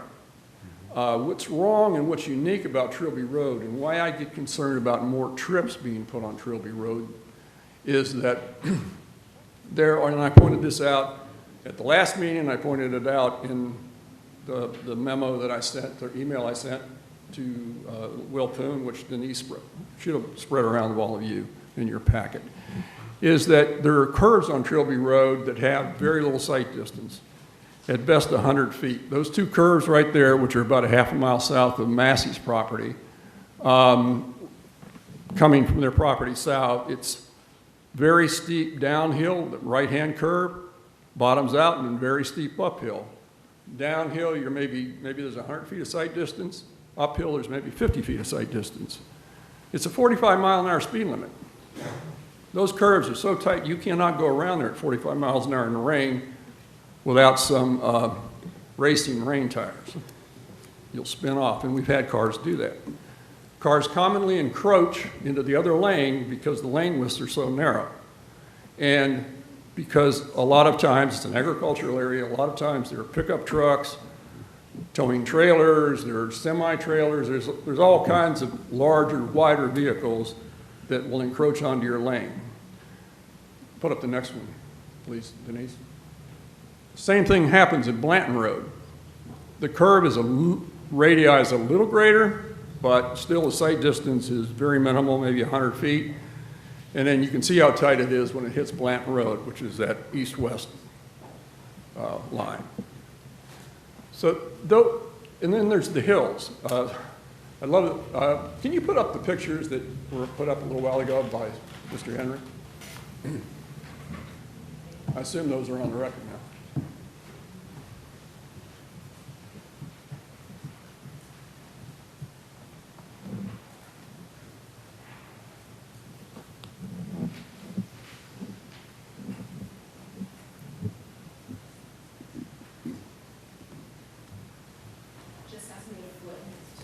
Yes, please. So these pictures are kind of convenient because they're all done on the tangent section of the road, which means the straight section.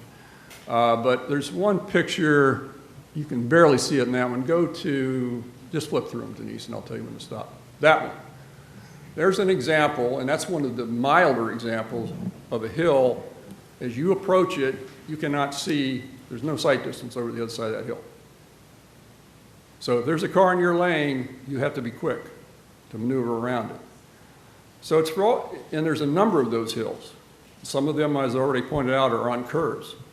So it's why I argue that, and it's a factual argument, that this road is unique in terms of having those constraints, sight distance constraints, that should make the county think about not increasing densities, thereby increasing the potential for trips on that road.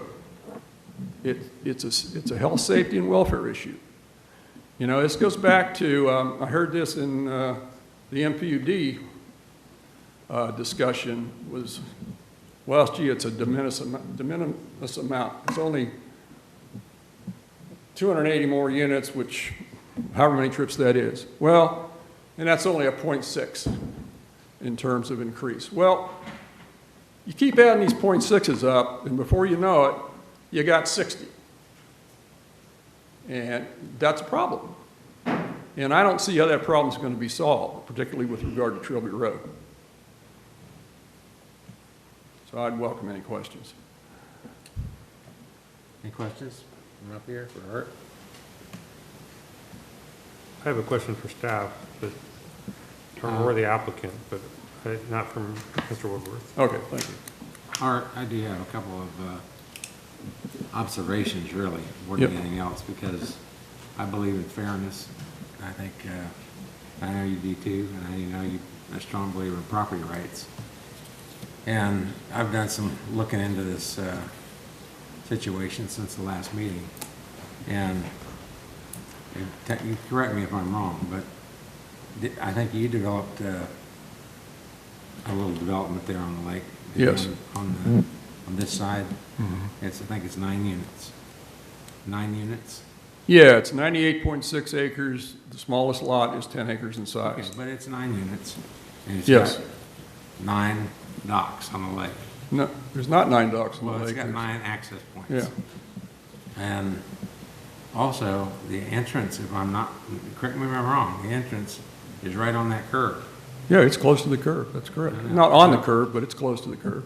The property we're talking about is clearly on the straightaway. So what I'm trying to reconcile here is that, you know, it's difficult for me to reconcile somebody asking me to not allow somebody to do something that you in fact did the same exact thing. But Mr. Chairman, I didn't do that same thing. You I developed the property on the lake. developed 10-acre lots. Yeah, on the lake. On the lake. And your access point is right on the curb.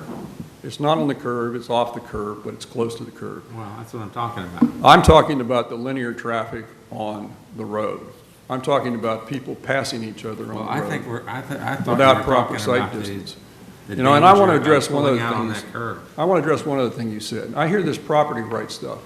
So I looked it up, and property rights basically say that you can have reasonable use of your property if you are consistent with the codes and safety regulations and so forth. It doesn't, when you bought your house, nobody ever guaranteed you a return on your house. No? When these people bought their property in 1936 or wherever the heck it was, nobody guaranteed them someday of having 5-acre lots. Well, I don't think they're asking for anything that's not permitted in the code. I'm just saying for them to develop at 10-acre lots, which is what they're currently zoned for. I'm asking for them, for their zoning to be denied. I think that's I pretty understand clear. that part. I'm just So, telling can I you ask a that for me, it's difficult to deny somebody something that other people have been granted. Well, So so when somebody gets killed, I'm looking at being fair, that's all. yeah, when somebody gets killed on Trilby Road, remember that. So Well, let me ask, All right, I'm sorry, don't put Mr. that on my Cox. head. I was just going to say, are you saying then that we should not permit anything? No, I'm not saying that. I'm saying you should do everything not to increase densities along that road.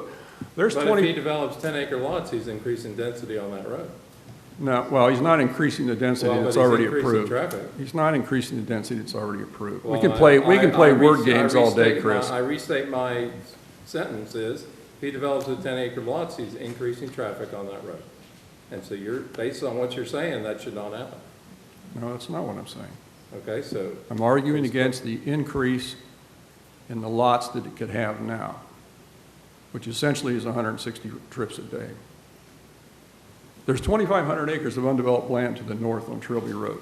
I understand. If we develop all of that at 1 to 5, there's going to be a hell of a lot of traffic on Trilby Road relative to its ability to carry traffic in a safe manner. Michael? So while you're here, so do you believe it's inconsistent with the zoning that's there now? The request? With the zoning or the land use?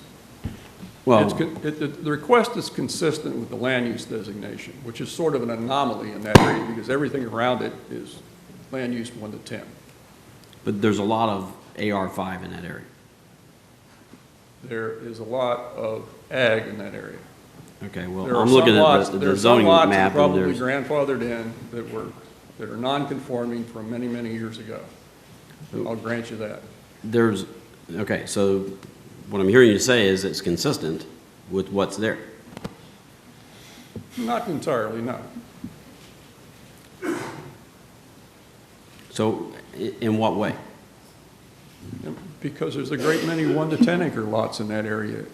The whole area is, again, ag on the comp plan, except for that parcel, which is AR5 on the comp plan, or ag R. I mean, when I'm looking at the overview of the usage, I see quite a bit of AR5 there. So, You must be looking at different plans, sir. okay. So can I ask, I changed my Go mind, I ahead. do want to ask Mr. Wilson. So I acknowledge that we don't have the deed restriction attached to the agenda, so I don't have the actual language, but what it says in the agenda is that the deed restriction would limit the number of lots with access to the lake to no more than 8 lots and prohibiting a community boat launch. So it sounds like it is going to prohibit a community boat launch. So I'm not sure if I understand your objection. I was told that they might have a community dock, and I was opposed to that, because if you have a community dock, then you certainly have to have some sort of parcel or easement from So if it was somewhere changed- inside the subdivision to the So if it lake. was changed to prohibiting a community boat launch or dock, that would be more acceptable to you? More acceptable, yes, sir, it would be. Okay. I just wanted to clarify that. Okay, got it. Okay, thanks. Good, thank you very much. Thank you, Art.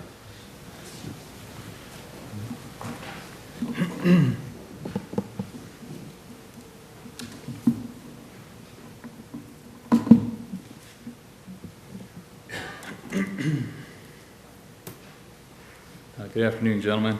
Calvin Weiss. I live at 34053 Spirit Hills Lane, directly to the north of this parcel. I kind of wanted to start out and let you know that in addition to being an adjacent property owner, I'm also an architect, a certified general contractor, and a developer. So I understand the challenges. I also like to see the highest and best use of properties. I've bought and developed and sold parcels that neighbors have issues with.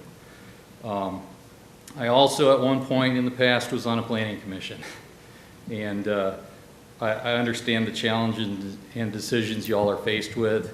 And I want to thank you for your time, and I know the sacrifices that you make to do this. The challenge I always had was when I was presented with self-created hardships, things disguised as greed, and then trying to weed those out from the people that are truly in need. And those were the challenges that I was always faced with, and it was very difficult to deal with those sometimes. This particular issue, as was stated directly in the community presentation by Mr. Hobby to us, was that this zoning change was for no other reason than to get more money for the property. He said at that time they had no real development plans for this property, and that they had put together a sample plan of what might be put there, but it was probably nothing of what would ever be there. They did it only as an obligation for this rezoning. I do have some images I'd like to put up. First one's on top.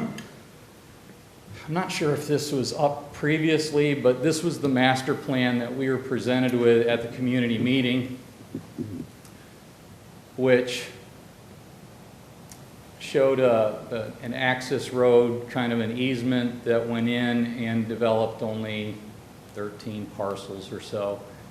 At that time, I think it had 9 on the lakefront and then a few others. What they're not showing on there is that there is a permanent easement that Chip Easton can talk about, but that is a permanent easement that they can't disrupt or change, I would assume, without his permission. And that's kind of what's on the north side of those larger parcels that they were showing there. But in essence, they really they don't have any plans to do this. If you can see through the smoke and mirrors, it's simply a way of getting more value for this property. And I guess the other point is that at no point, especially since we're the north property owners and I'm the president for the Property Owners Association that encompasses a significant portion around this property, that they never came to us, asked us for our input, listened to concerns, hear other options or suggestions we may have. I certainly have some with my background, and none of them were considered, because they didn't hear them, before they started to move forward. The next one also shows how this was divided up. I think we saw these earlier. They've now switched them from 9 to 8. However, the language I heard does not prohibit community access to the lake.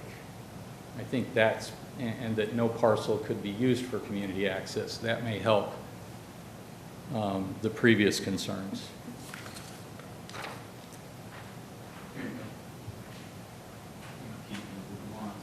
This next image is what I downloaded from the Pasco County website of the future land use map.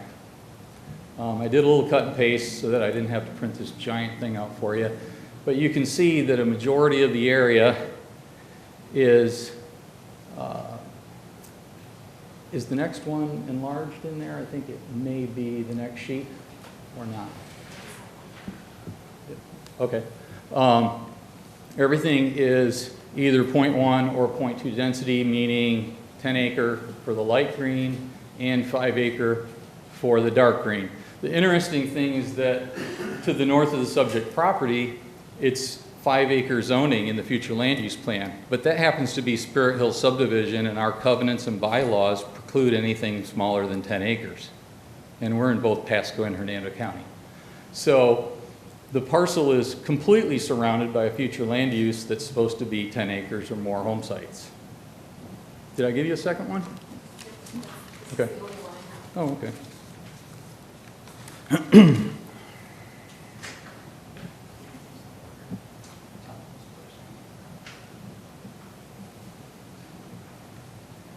So one of the other things that I wanted to talk about was, or the concern is how this will affect the Northeast Pasco Rural Protection Overlay District.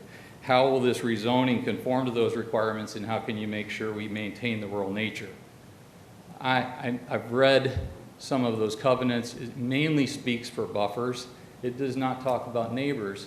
And all of the neighbors around this surrounding property, with how they address adjacent property owners, has somewhat been overlooked. I'm not sure if they address this, but we want to be assured that this can't be populated with mobile homes, that no mobile homes are. Did I hear them say that it could only be site-built? Okay. By definition, AR5 is site-built homes only. Okay. So then I wanted to talk a little bit about the traffic in the road. I know everybody's been talking about it, and I know Chip's going to talk about it. We've all heard previous statements and claims that this would not have an impact on traffic, that it wouldn't be much more than the ag that it was before. It was citrus for decades before I ever moved here.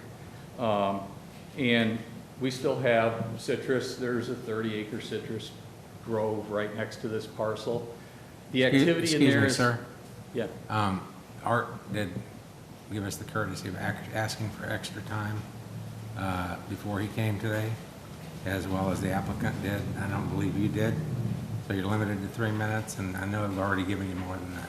Okay, can I finish up? Please do. Okay, I wasn't aware of that. I read those instructions when we began today. Excuse me? I read those instructions when we began today. Oh, okay, that's fine.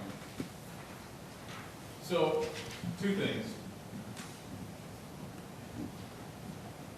Let me do this one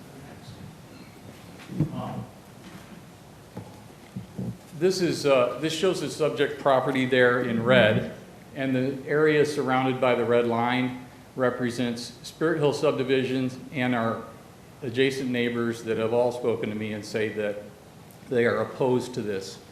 The next image that I've got, when you incorporate it with everybody else that's spoken at this meeting and the previous meetings, here's what you're left with. And this is only the people that we've heard from. I haven't heard anybody in the neighboring areas say that they support this change. Thank you. Let me just clarify. It seemed to me that your major concern was that he was going to increase the value of his property by the rezoning. So you're concerned that he's going to increase the value of his property, therefore he may make extra money on the property at some stage. No, that's not my concern. My Well, that's what concern you is said. all the neighboring properties are 10 acres or more. Well, that's not what you said. You said the only reason he's doing this is to increase the value of his property. That's all we can see based on what's been presented thus far. Okay, I didn't know that was a crime. It's a constitutional right as far as I'm concerned. I mean, part of living in a free country. Okay, who else would like to speak? Charles Easton, 34508 Easton Lane. First thing I'd like to bring up is about the road. I measured it this morning, it's 8 feet per lane, 8 feet. The average pickup truck is 7 feet. So, yes, I know that's an issue. We can't stop him from developing the property. It's his land. I can't ask you to do that. I can't ask him to do that. All we're asking is he plays by the same rules we all played by when we moved out there. You saw the aerials. It's a very rural section. The other ones that Mr. Hobby referred to that are 5-acre lots are down in O'Berry Lane, which is precedes the S-curve that's been raised in questions. But what's missing in the discussion is a lake in the middle. Pasco County has a number of lakes, yes, and each and every one of them is a jewel. He didn't try to develop those 8 lots, now 8 was 9, by accident on the lake when he showed us his first conceptual drawing. That's his option to make money, that's fine, no problem. But what about the road? And what about the lake? If you can solve those 2 conditions, you got my support. I'm not going to stop anybody from developing the property.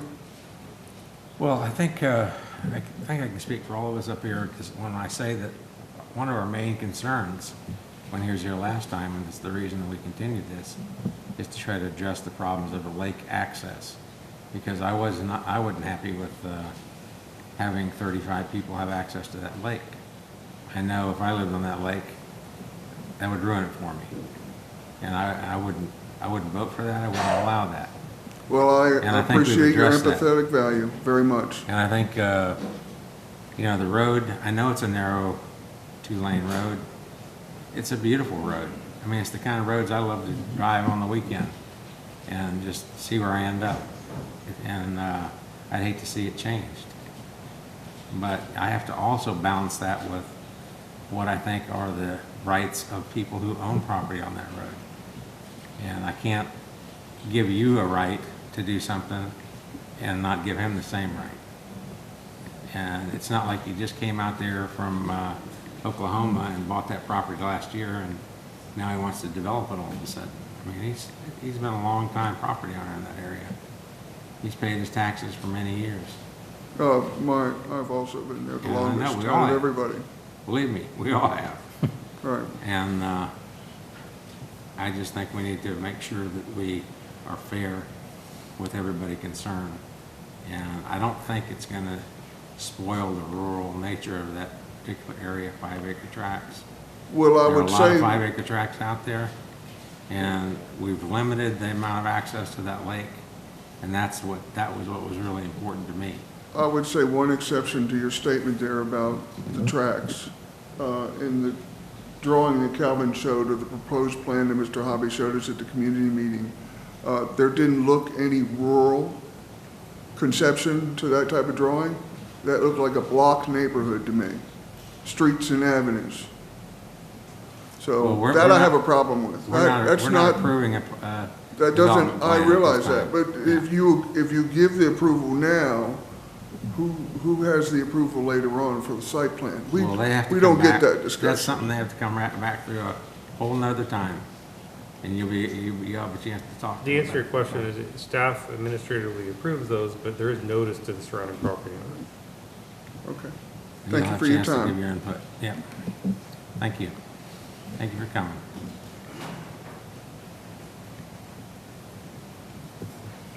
Can I hand you guys some? What is it? Move to receive and file. These are photographs? Go down that way. Are you, Down here at the end. sir? Do you want these back, or are you submitting? Okay. Okay, we have a motion to receive and file. Do I have a second? Second. All in favor? Aye. Okay. Motion carries. Can you state your name and address, please? My name's Chris Baker. I live at 34131 Pennacook Drive here in Dade City. I appreciate your time, your service. I understand it may be challenging. I'm opposed to this mainly because of the 1 acre to 10, 1 to 5. As you can see by the pictures I handed in, that lake is unique. And it's special. There's a lot of wildlife there. There's a nesting pair of eagles that hunt there half the year.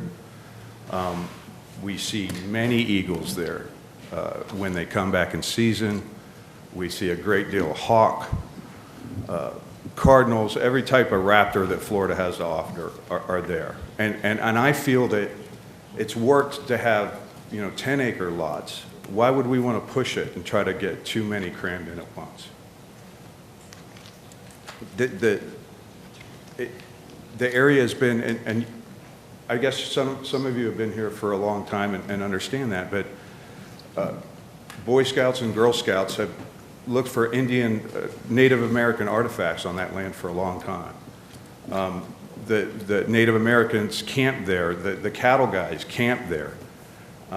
So our fear is that you push too many, 5 acres and too much activity around there, it's going to chase away some of these animals. And I've been blessed to live there since 2008. I've lived in Pasco for 42 years. I bought the land in 2002, and it's an amazing place. And I respect their right to develop it. And we're all about capitalism, and we understand that. We just don't want to go too far too fast and have too much activity in that area. We're just looking for responsible growth. We like growth. We love growth. That's all I have to say. Okay, any questions from up here? Pretty nice pictures. Yeah. Thank you. Sir, I just want to warn you that there's no guarantee that when you get to the Board of County Commissioners that this is going to get passed on to them. So if you want the same pictures to be presented to the Board of County Commissioners, you need to bring another set. We can reprint. Okay, I just want to make sure you knew that. Thank you very much. Those were there on my lot. Those are from my house.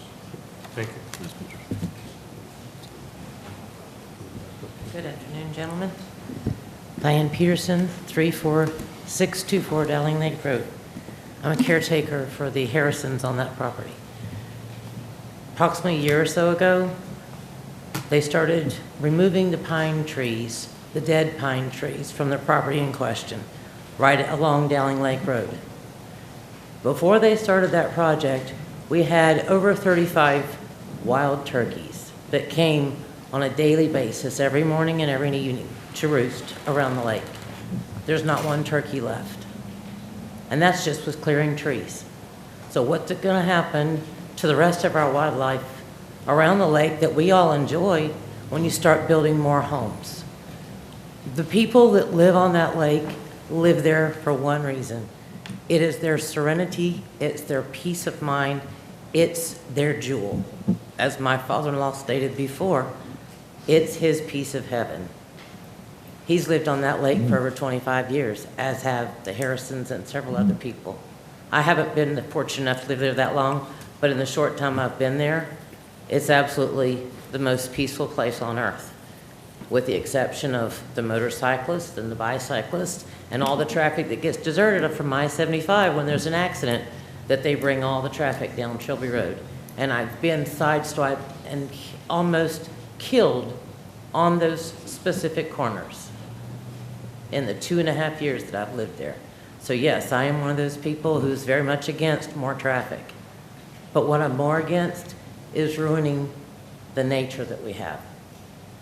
I think we all can agree that Florida's wildlife is slowly but surely getting pushed out to smaller and smaller areas.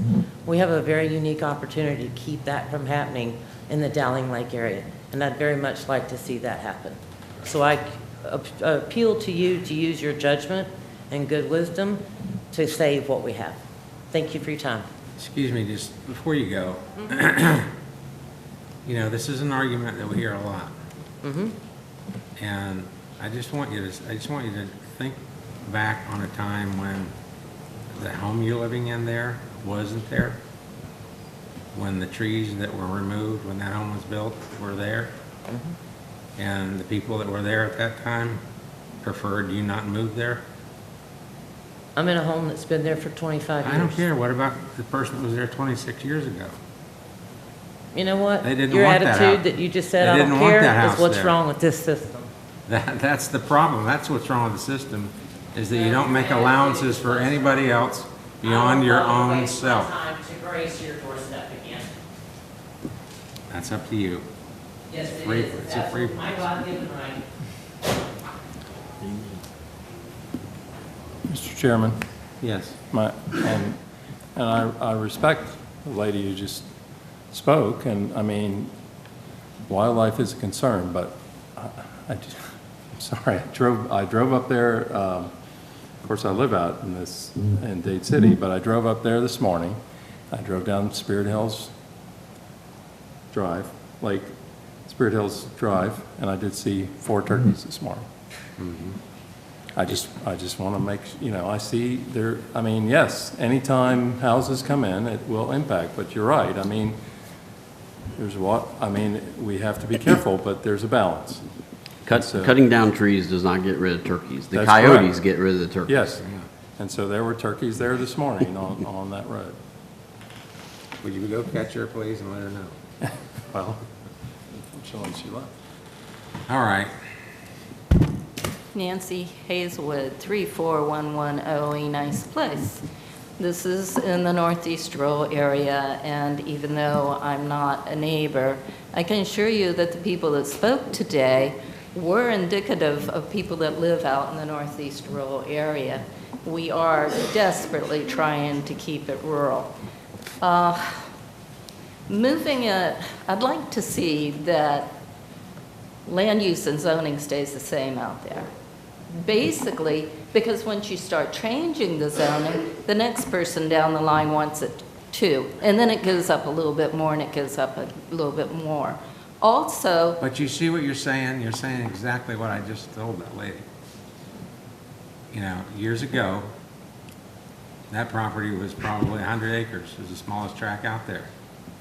And then people like us, you, people in this room, came out there and they wanted to live there because it was so beautiful, and they wanted to share it because they didn't want but 100 how acres. are we going to keep it stabilized then? How without... When do we put a wall at the entrance to Florida and keep people Well, out? my suggestion has always been you decide how much the infrastructure and natural resources can support, and then limit people in that way. But I understand people want to make money. I'm just not sure that he can't still make money on advertising it in the right way, because it is beautiful. The other thing I wanted to point out is that people that move in want more amenities, and if we don't watch out in that way, we're going to have Blanton Road flooded with commercial. And of course, we have not had our anything commercial or otherwise written about the Northeast Rural Area Plan. If you come up with a way so that we don't end up not being rural anymore, I definitely want to hear it. We'd love to sit down and meet with you. We keep trying to work with the county on this. There are a lot of people out there, and we want the large landowners to make money, but we want to stay rural. If you do put something in, we hope you'll make it look rural, make it look good so a cow looks good walking through it. Thank y'all. Thank you for coming. Appreciate that.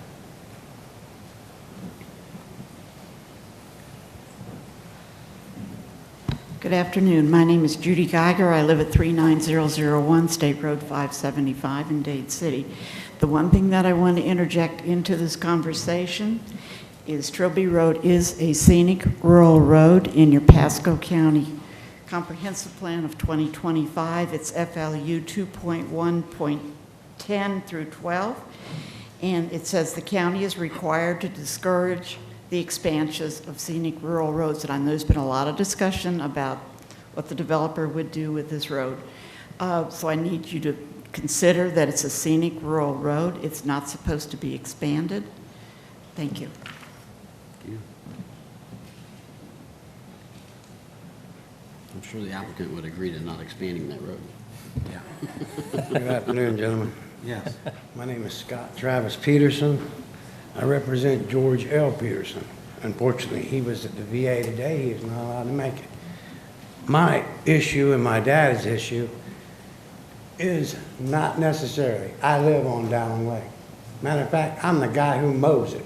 I'm the guy who takes care of it from the beginning all the way down to the last. And because I do that for my neighbors. But Mr. Massey has taken Dowling Lake for his own. Mr. Massey never had that on his property. Y'all have taken Dowling Lake and given it to Massey for this development. And the way he is, sir? We haven't given him anything. I'm saying, if you do, that's what's happening. The road, Dowling Lake, is private. We've asphalted it. We have a nice drive. Let me just clarify something to you. We're not here to discuss the access from Dowling Lane. We're here only to talk about the zoning. Sir, Okay. it's all in the planning. You have to do something to Dowling Lake Road. We don't have to do anything with it. Okay. We're only doing. Then you're something with going the to, zoning. when the Dowling Lake should stay ours, If and that's a Mr. legal Massey makes issue, his that's own an road. issue you'll have to take up in the court, not here. I'm saying, well, wait a minute, Massey's saying Dowling Lake is his. Well, that's what I'm saying. We're not a court that makes that kind of a decision. Sir, what we're trying to say is that's a private road. It was never in the planning. He's put it in the planning, I'm not gonna argue with it because I don't know. okay? Well, in his planning also, the lake. Again, nobody's thought about that lake. What are you gonna do when developing? Everybody's developed. And Well, all that's the runoff exactly goes what right to we that have lake. thought about. That's why we asked for the meeting to be extended until another month until we could meet again to talk about it. Has That's why anybody we done any other- Restricted the access to it. Maybe you weren't at that meeting. Yes, He sir, I've owns been to part of most the of the lake. meetings here, plus I've been to the planning meeting. I'm also with Mr. Easton. We get told one thing at a planning and stuff. He did make an arrangement to only put 8 and exceed no more than 8, but then we're gonna make a party place. We can't have none of that. Let's put it in the planning now. When Dowling Lake gets taken out and y'all wanna use Dowling Lake, let's make it a nice road. Let's make it a county, 2-way. Dowling is 1-way. 1 way in, 1 way out. We have to move over and get in my property for my neighbors to go by. And Mr. Massey's not putting anything out there. You're gonna have, the planning should be that that's a 2-lane road and it goes right down the straight property, not what he wants to put in. We want it off, we want to keep our private road. I want to keep that private road. What I'm trying to tell you is that's not a decision that we make here. I understand, sir. Okay? And if it was, we'd be happy to help you. Okay.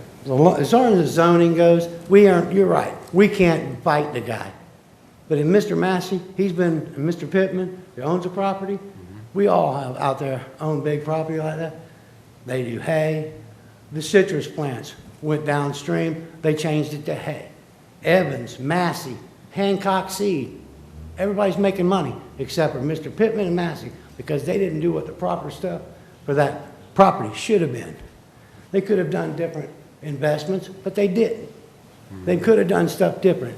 The man wants to make extra money. You can't fight him on that, sir.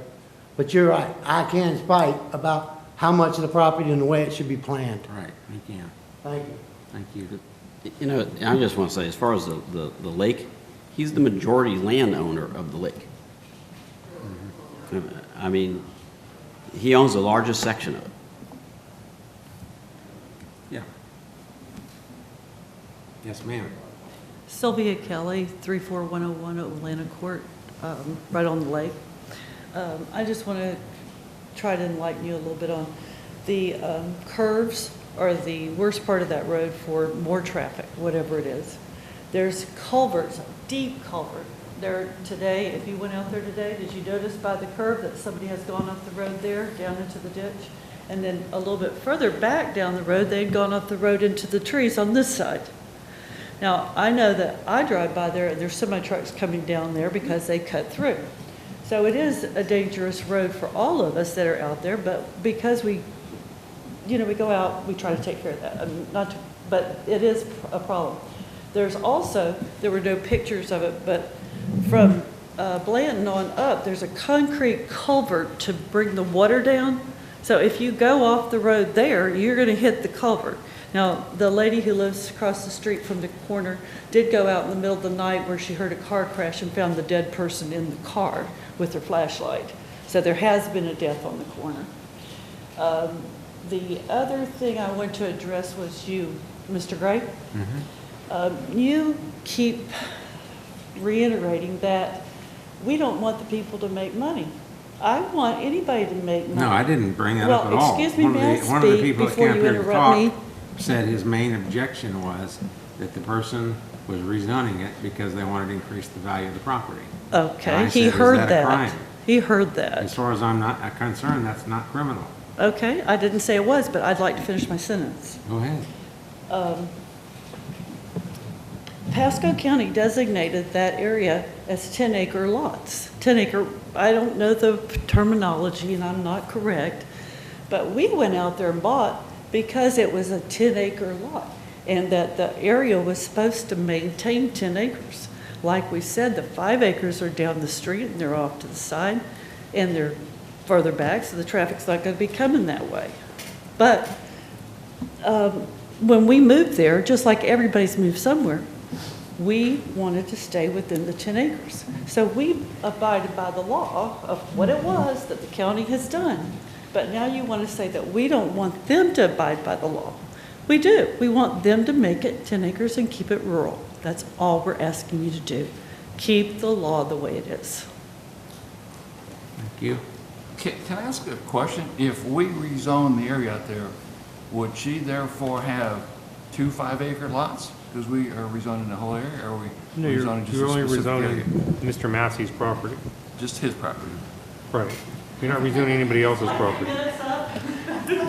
Yeah. I want to address that. Yeah. Let's rezone No, that. I'm sorry. Your time's up. No, I didn't use my No. 3 minutes. His question Sorry, is, you said But no. it is, it's the truth. Then I want to rezone mine and I'll put my 5 acres Okay, down you on the put in lake your too. application and we'll talk about it. if your question is, could it set a precedent for other people to do it? Yes, that's possible. But today's action is not rezoning any property other than Mr. Massey's property. Is there anyone else? What was your name? Mr. Chairman, Clark Hobby again, I'll keep it short. Just to reiterate, after all of the work that we did on the Northeast Pasco Special Rural Area, the board came up with a whole series of policies to encourage and try to keep this area rural. And that involves 3 future land use classifications: AG, 1 to 10, AGR, 1 to 5, and Res 1, 1 to 1. Subsequent to the adoption of the plan, the board voted to change this property to AGR, 1 to 5. All we're doing is rezoning to the 1 to 5. AR5 zonings are not unique. They're not new to Northeast Pasco. I did a quick survey and I found 22 of them since about 2000. I also found in that same period of time, and while Mr. Woodworth was on the Planning Commission, the board unanimously approved 7 different AR5 rezonings, all of which were on substandard roads, and 3 of which were in Northeast Pasco. So the arguments you're hearing ring hollow. We're going to do a responsible thing over time, And we'll probably end up with the same beautiful type community they have to the south side of the lake. Happy to answer any questions. Can you clarify the point about the swimming area? Excuse me, sir? Can you clarify the swimming area question? This swimming area, what specifically? Are you You're talking gonna about the have 34 dock? people Oh, you're talking throwing about, parties. no, we're not proposing that, and we have no objection. Mr. Goldstein, if I can find the language in there, I think in the finding of fact number 1, where it says, talks about the deed restriction, saying no more than 8 lots and prohibiting a community boat launch or dock. We have no objection to that. I Would you be think okay our, if it said or beach also to address that too? that's fine. So you're okay with adding or dock? They're going to be lots. So you're okay with adding prohibiting community boat launch, docks, and beach, all of them? Right. Okay. Mr. Chairman, I'm going to move for approval. There will be discussion, obviously, but I'm going to put a motion on the floor. Okay, we have a motion. Do we have a second? I'll second it. We have a second.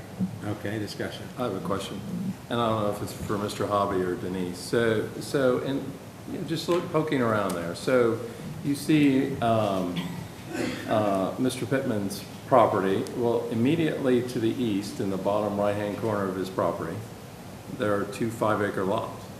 So, are those legacy or those? I mean, and I look around there, and there's other 5-acre lots right in that same area. So, has that been there for a long time, and was that before zoning, or did that come about, or do you know?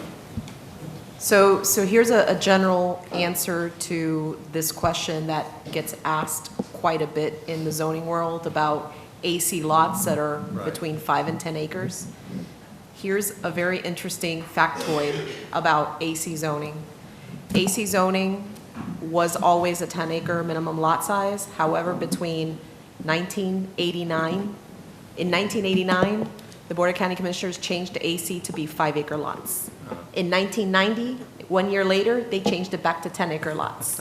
So you will see a lot of AC legacy lots out there that are either what we call small lots of record, which existed prior to the enactment of zoning in 1975, or you'll see that they existed between the time frame of 1989 and 1990, which is when AC, which was a 5-acre lot. So that's, without looking specifically at those Sure. parcels, that's the answer that I can provide. Okay. Yeah, that's sufficient. Thank you.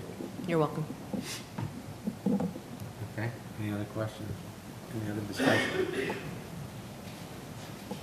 So we have a motion and a second. There's no further discussion. All in favor of the motion, signify by saying aye. Can I just clarify, that's with the amended condition 1 that prohibits the docks, or finding 1 that also prohibits docks, community docks and community beaches, is that? What was the last term that you used? It was a community boat launch, dock, Or beach? or beach. I just want to make sure that was part of the motion. That's fine. Okay, that being part of the motion, we have a second again? Okay, any further discussion on that motion? All in favor? Aye. Aye. Opposed? Okay, motion carries.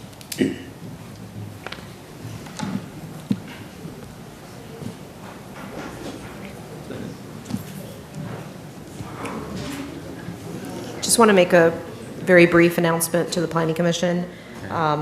There will be a posting probably coming out either before week's end or sometime next week for the opening that's available on the Planning Commission. So there'll be a news release out. There will be a 30-day application period for new Planning Commission member. So just wanted to. Okay. Denise, So- go ahead. Well, get your question out. I have a different. So I wanted to just have a discussion about this, and I want to, before I even say anything, I want to make it abundantly clear this has nothing to do with the reappointments that just took place. I don't want you to, Chuck, I don't want you to get mad at me because I'm just asking a question. I'm already mad. I know, but that's what I'm trying to say, okay? So, and my question is, I'm leaving before this discussion takes place. you've proven to be a smart man many times, Mr. Hobby. So my question is, what is the process that the county and/or the board is planning to follow when there is a term that has expired? I can give you the answer as of what I know today, okay? Things change. So as of what I know today, the term, if a term is set to expire, I have been asked to advertise for openings with the opportunity for the board to reappoint the incumbent, of course. But I have been asked by my county administrator, again, these things can change, to put it out there that there's openings on the planning commission. Several conversations I've had with county commissioners don't believe that that's the policy. They believe that if the incumbent commissioner would like to be reappointed and the majority of the board of county commissioners agrees with that, then there won't be an opening for people to make application. I can seek clarification. So I would like to say that as just a matter of fairness to the public, that I believe that when these, and I'd like to see this commission take a position on this and recommend to the Board of County Commissioners that they make that the policy, that when these positions their term has expired, that it is opened up to the 500,000 plus people in Pasco County for an opportunity to serve their county. And it's a little offensive to me that when this recently happened, that didn't happen. I mean, what's the point of having term limits in the first place? I don't know why the staff did what they did, but I find it offensive. And as far as I'm concerned, when my term is up, even if I reapply, please post it out there. You know, when I was a county commissioner, it would have been wonderful if after 4 years we didn't open it up for everybody else to apply, right? But they did, and that's what elections are for. I'm good with that. But I don't understand why we have a different set of rules for this board when we specifically said that there are term limits. I think there's 90,000 reasons why that we operate differently. We're not paid for one thing. And for another thing, it's up to the Board of County Commissioners. It's their choice as to who they want to select. They can reach out to anybody they want to and pull them in and select them. They don't have to open it up to 15,000 people for us to review. If they want somebody else, they just go get them. Well, and that's what we've been doing it for God knows how long. If you're a county commissioner, you're paid for that position. And that's a completely different thing. You run on a countywide election. We're talking about these decisions are made by 5 people, the county commissioners. It's to support the actions that they take and the things that they do, and we're here to support them. Chuck, all due respect, the role of the Planning Commission has changed greatly over the last several years. You don't have to tell me that. It has changed greatly, and our county is growing, and there are 500,000 people out there that no doubtedly there are folks out there that would like to serve their community that they may not know one of the county commissioners, and therefore they may not get an opportunity to do that. But if we give them the opportunity to raise their hand and say, yeah, I'd like to maybe serve the county, there's no doubt in my mind there's folks out there a lot smarter and more qualified than me to sit here. I know that. And if that's the case, then the board should have an opportunity to do that. So I just don't understand why these. I get this as a volunteer position. They do have that opportunity. That's what I'm trying to tell you, Mike. No, they don't. They don't, because you need to advertise that out for the public, for people that don't even know the county commissioners. I mean, the county commissioners are busy people. I know that. But they probably don't know 50,000 people of the 500,000 that live in this county. Now, I tend to disagree with what you just said.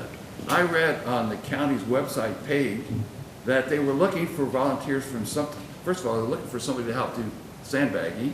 They were looking for people to clean up. I saw something for the tourist commission. So they do advertise. It's just people are, I don't want to say they're kind of like an ostrich, really duck their head down in the grass, sand, but people do. They don't read those kinds of publications. In fact, there was even something in our paper the St. Pete Times, or whatever you call it now. I live in a community where we have a website, and people come to our CDD meetings, and they bitch and complain, whoops, wrong word. They complain about us not being able to provide them with the information, yet we have a website for 1,500 homes. They know what it is. We publish it every single month. Go to this website. I say, folks just don't care. I think the people on this board care, well, except for maybe Chris, because he was appointed by the school board. We cared enough to throw our name in there. So we did. Peter, your argument is exactly what I'm trying to say.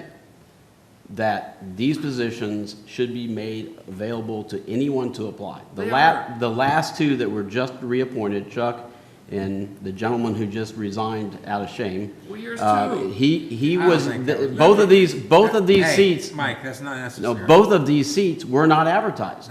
They were not advertised. I resent what you just said. I wasn't pointed to you. I know what you. But they weren't. They weren't advertised. You don't know what went on. They were not advertised. So can I interrupt for a second? Yeah. Because I think what Denise is saying is, for the current position that's vacant, there is no incumbent. Well, obviously, so we're going to follow. So I think she's intending to advertise that. Yes, I already have the, I already have the news release written out. I'm just waiting for people to bless it, and it'll be out there in the stratosphere. Isn't that, I don't think anybody has an issue with her advertising the vacant position. No. The issue is the incumbents. And Yes. so the next incumbent, when is the next incumbent due to be appointed? August of 2020. And you have a gentleman right at the newspaper, he's gonna put it in his paper. Okay, so I think what Denise is saying, and I think we need to give her a chance to talk to the board and see what their desire is for those terms when they expire. But I don't know that we have a clear direction from the board. I mean, you may have talked to one commissioner, you may have talked to a different commissioner. I don't think that Denise has ever asked them as a body what their preference is when these terms expire. And so I think you need to let her do that. And I'm sorry, but it doesn't matter what you all think, it matters what they think. I'm not trying to be offensive, but. I know, I understand that, but we're a recommendationary board. And I personally would like to see us recommend to them that they open it up for applications. Yeah. That's all I'm asking. That's what I thought. But that's not what happened very recently. Okay, so I think Denise got that thought, and she'll Yes. convey that when she goes to the board, but ultimately, the board has to decide how to handle this. But for the one that's vacant today, there's no dispute that she's going to advertise it, and so That's that will, correct.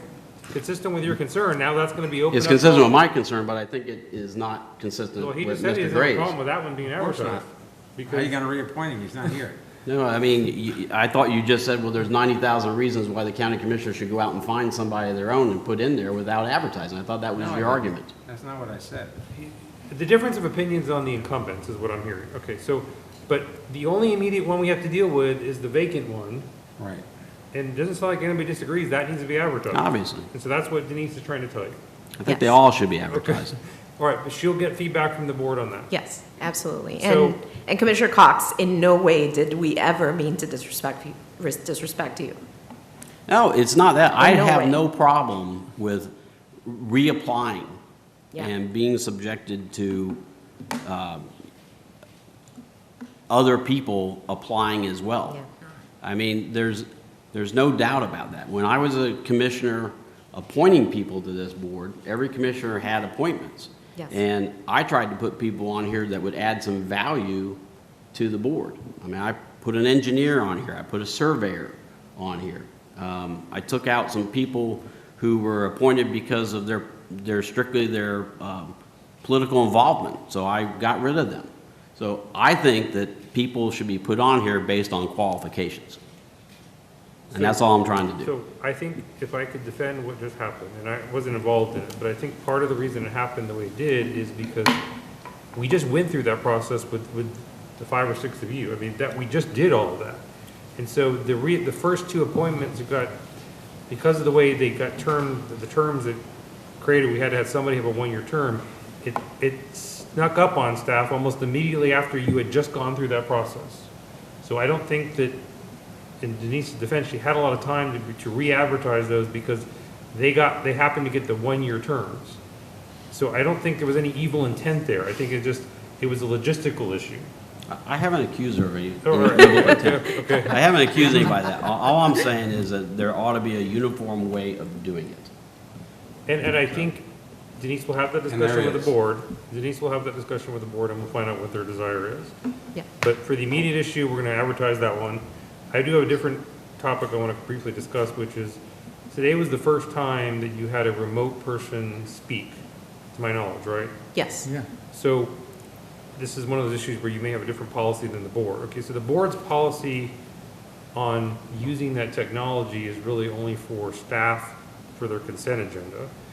I didn't stop anybody from doing it today because I don't have a problem with that gentleman speaking, but I just want to make sure, are you okay with a more liberal policy of any member of the public, any member of staff and or the public is allowed to speak to you, if they happen to go to the wrong location or happen to be at the wrong location, that technology is available for them to speak, because that's a little different than the board's policy, and I want to clarify who you're going to allow to speak remotely.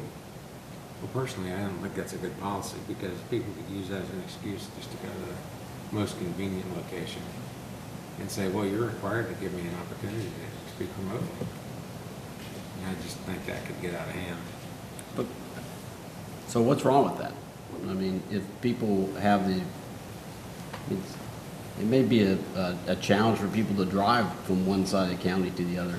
Well, that's why we try to have these things at the appropriate side of the county. But there's not a requirement anymore to have issues for the deal with the east side in the east side. It's a I mean, the very first meeting that I had here, I was like, why are we hearing this in Newport Richey when it should be in Dade City, or the opposite way around? And David said, oh, we don't do that anymore. The county administrator's policy is, unless it's a known controversial item, it doesn't matter what side of the county it's on. That's the current county administration's policy. So it is possible that if they don't know it's controversial, that somebody could show up and want to be in the other side. It is possible. We also have in the past, the reason I'm asking this question is, we've had in the past occasionally applicants show up at the wrong location. Not by evil intent, they get confused and they show up with, we've even had planning commissioners show up at the wrong location. And so the question is more general, which is, do you have any limits on who can speak to you?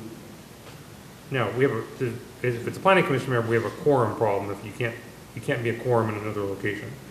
But my question is more about applicants, residents. I think staff is not really an issue. It was set up for staff, okay? Yes. Because we have some staff members that, we had a question that came up a couple weeks ago, there was no staff person here to answer it, so that allows them to at least answer the question. That was why it was set up. Right. But my question to you is more general, are you okay with non-staff members using it, basically, is my question. It's a good question. I think you really have to study it, because on one hand, I agree with Mr. Cox about that, but there is more than just having the person speak. There is the body language, the notes. It's kind of like a complete system for the person to make a presentation, a complete presentation, not just one that's on video. You have to study that one. I tend to lean I like to see the body here, because then that way you can interact with the person. And you can ask questions. With this system here, none of us asked a question to that gentleman there. In fact, to be very honest with you, I kind of got tuned out after about 5 minutes into his conversation.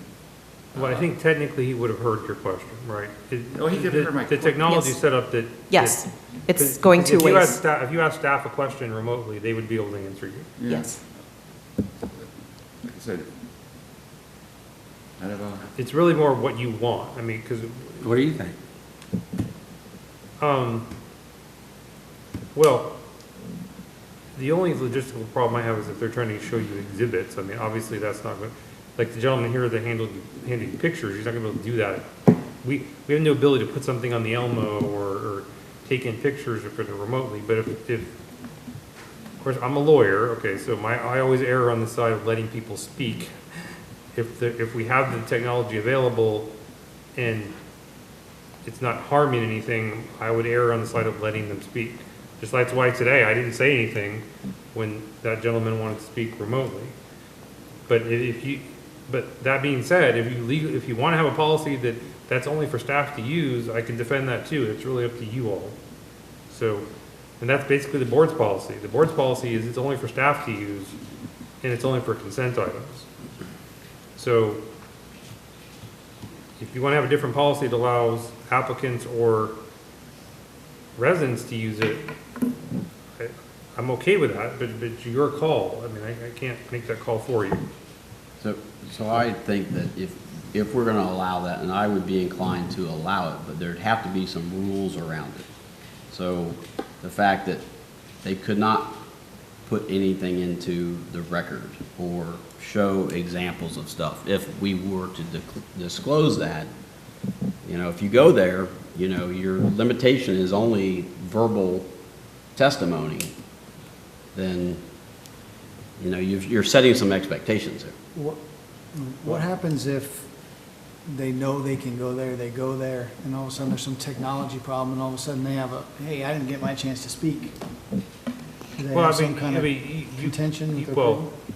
I mean, in theory, you could do some kind of disclosure that it may be available to you, but we can't guarantee it. So if you go show up in the wrong location, there's a risk that it won't, I mean, there's a risk you won't be able to be heard. But again, if you don't want to condone somebody saying they accidentally showed up at the wrong location, I'm okay with that too. I can defend either policy, but I just wanted to disclose to you it was mostly set up for staff. But if you're okay with others using it, I can defend that too, but just, you need to tell us your preference. Well, my preference is they be here in person, but I'm not necessarily opposed if somebody accidentally shows up somewhere else. I didn't have a problem with them doing that today. I wouldn't want that to be the norm.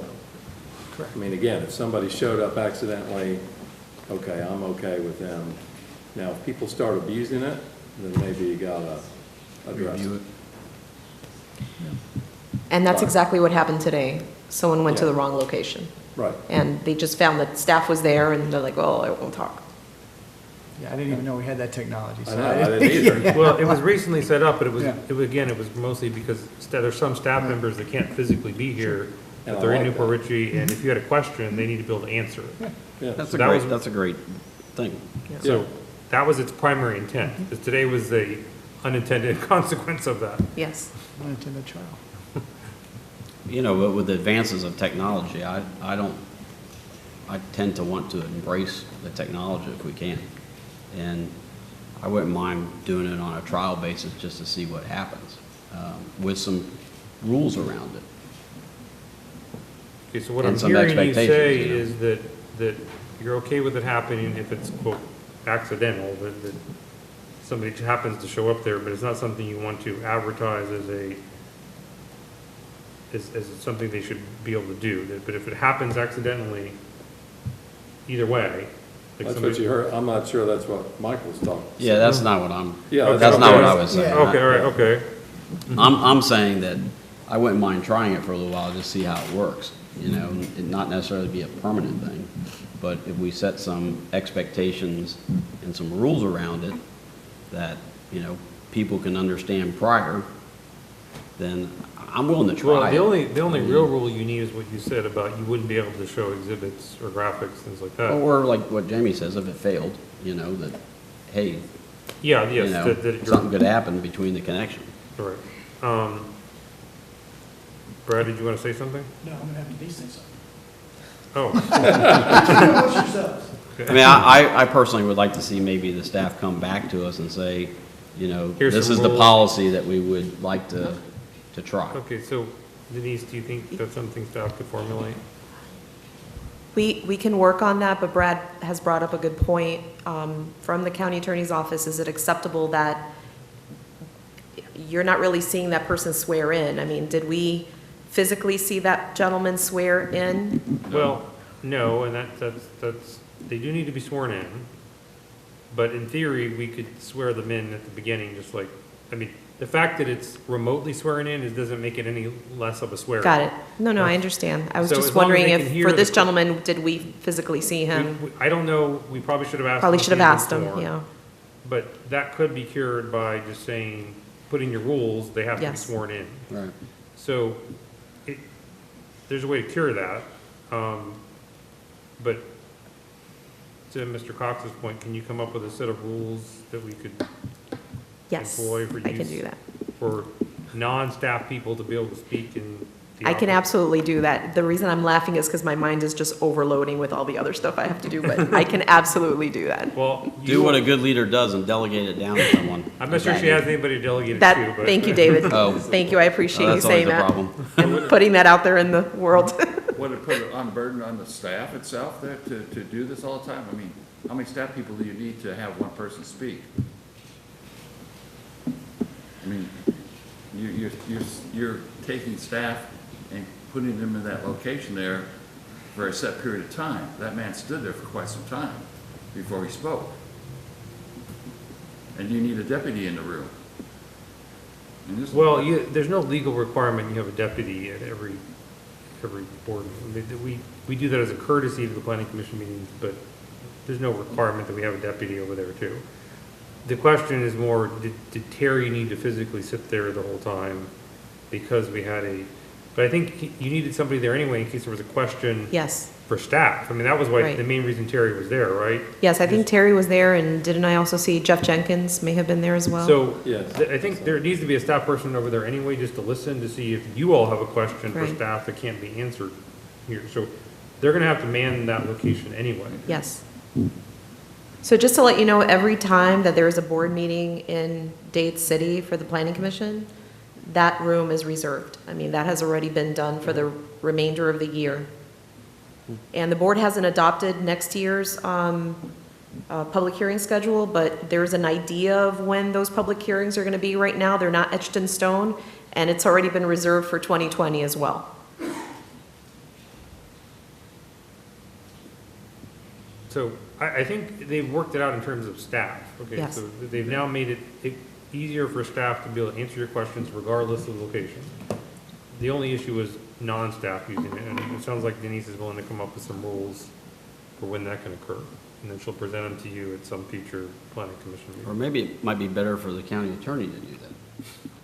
I will, You know, I'm sure I will. Trying to help Denise out here a little bit. I'm sure I will work with Denise. on David and I, or whomever and I, can work together on that.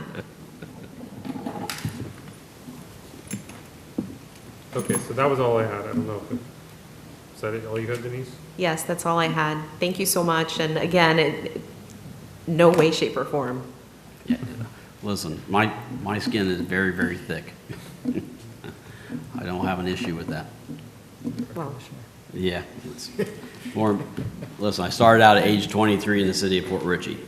There's nobody that's got a thicker skin than me. I move to adjourn. Do you have a second?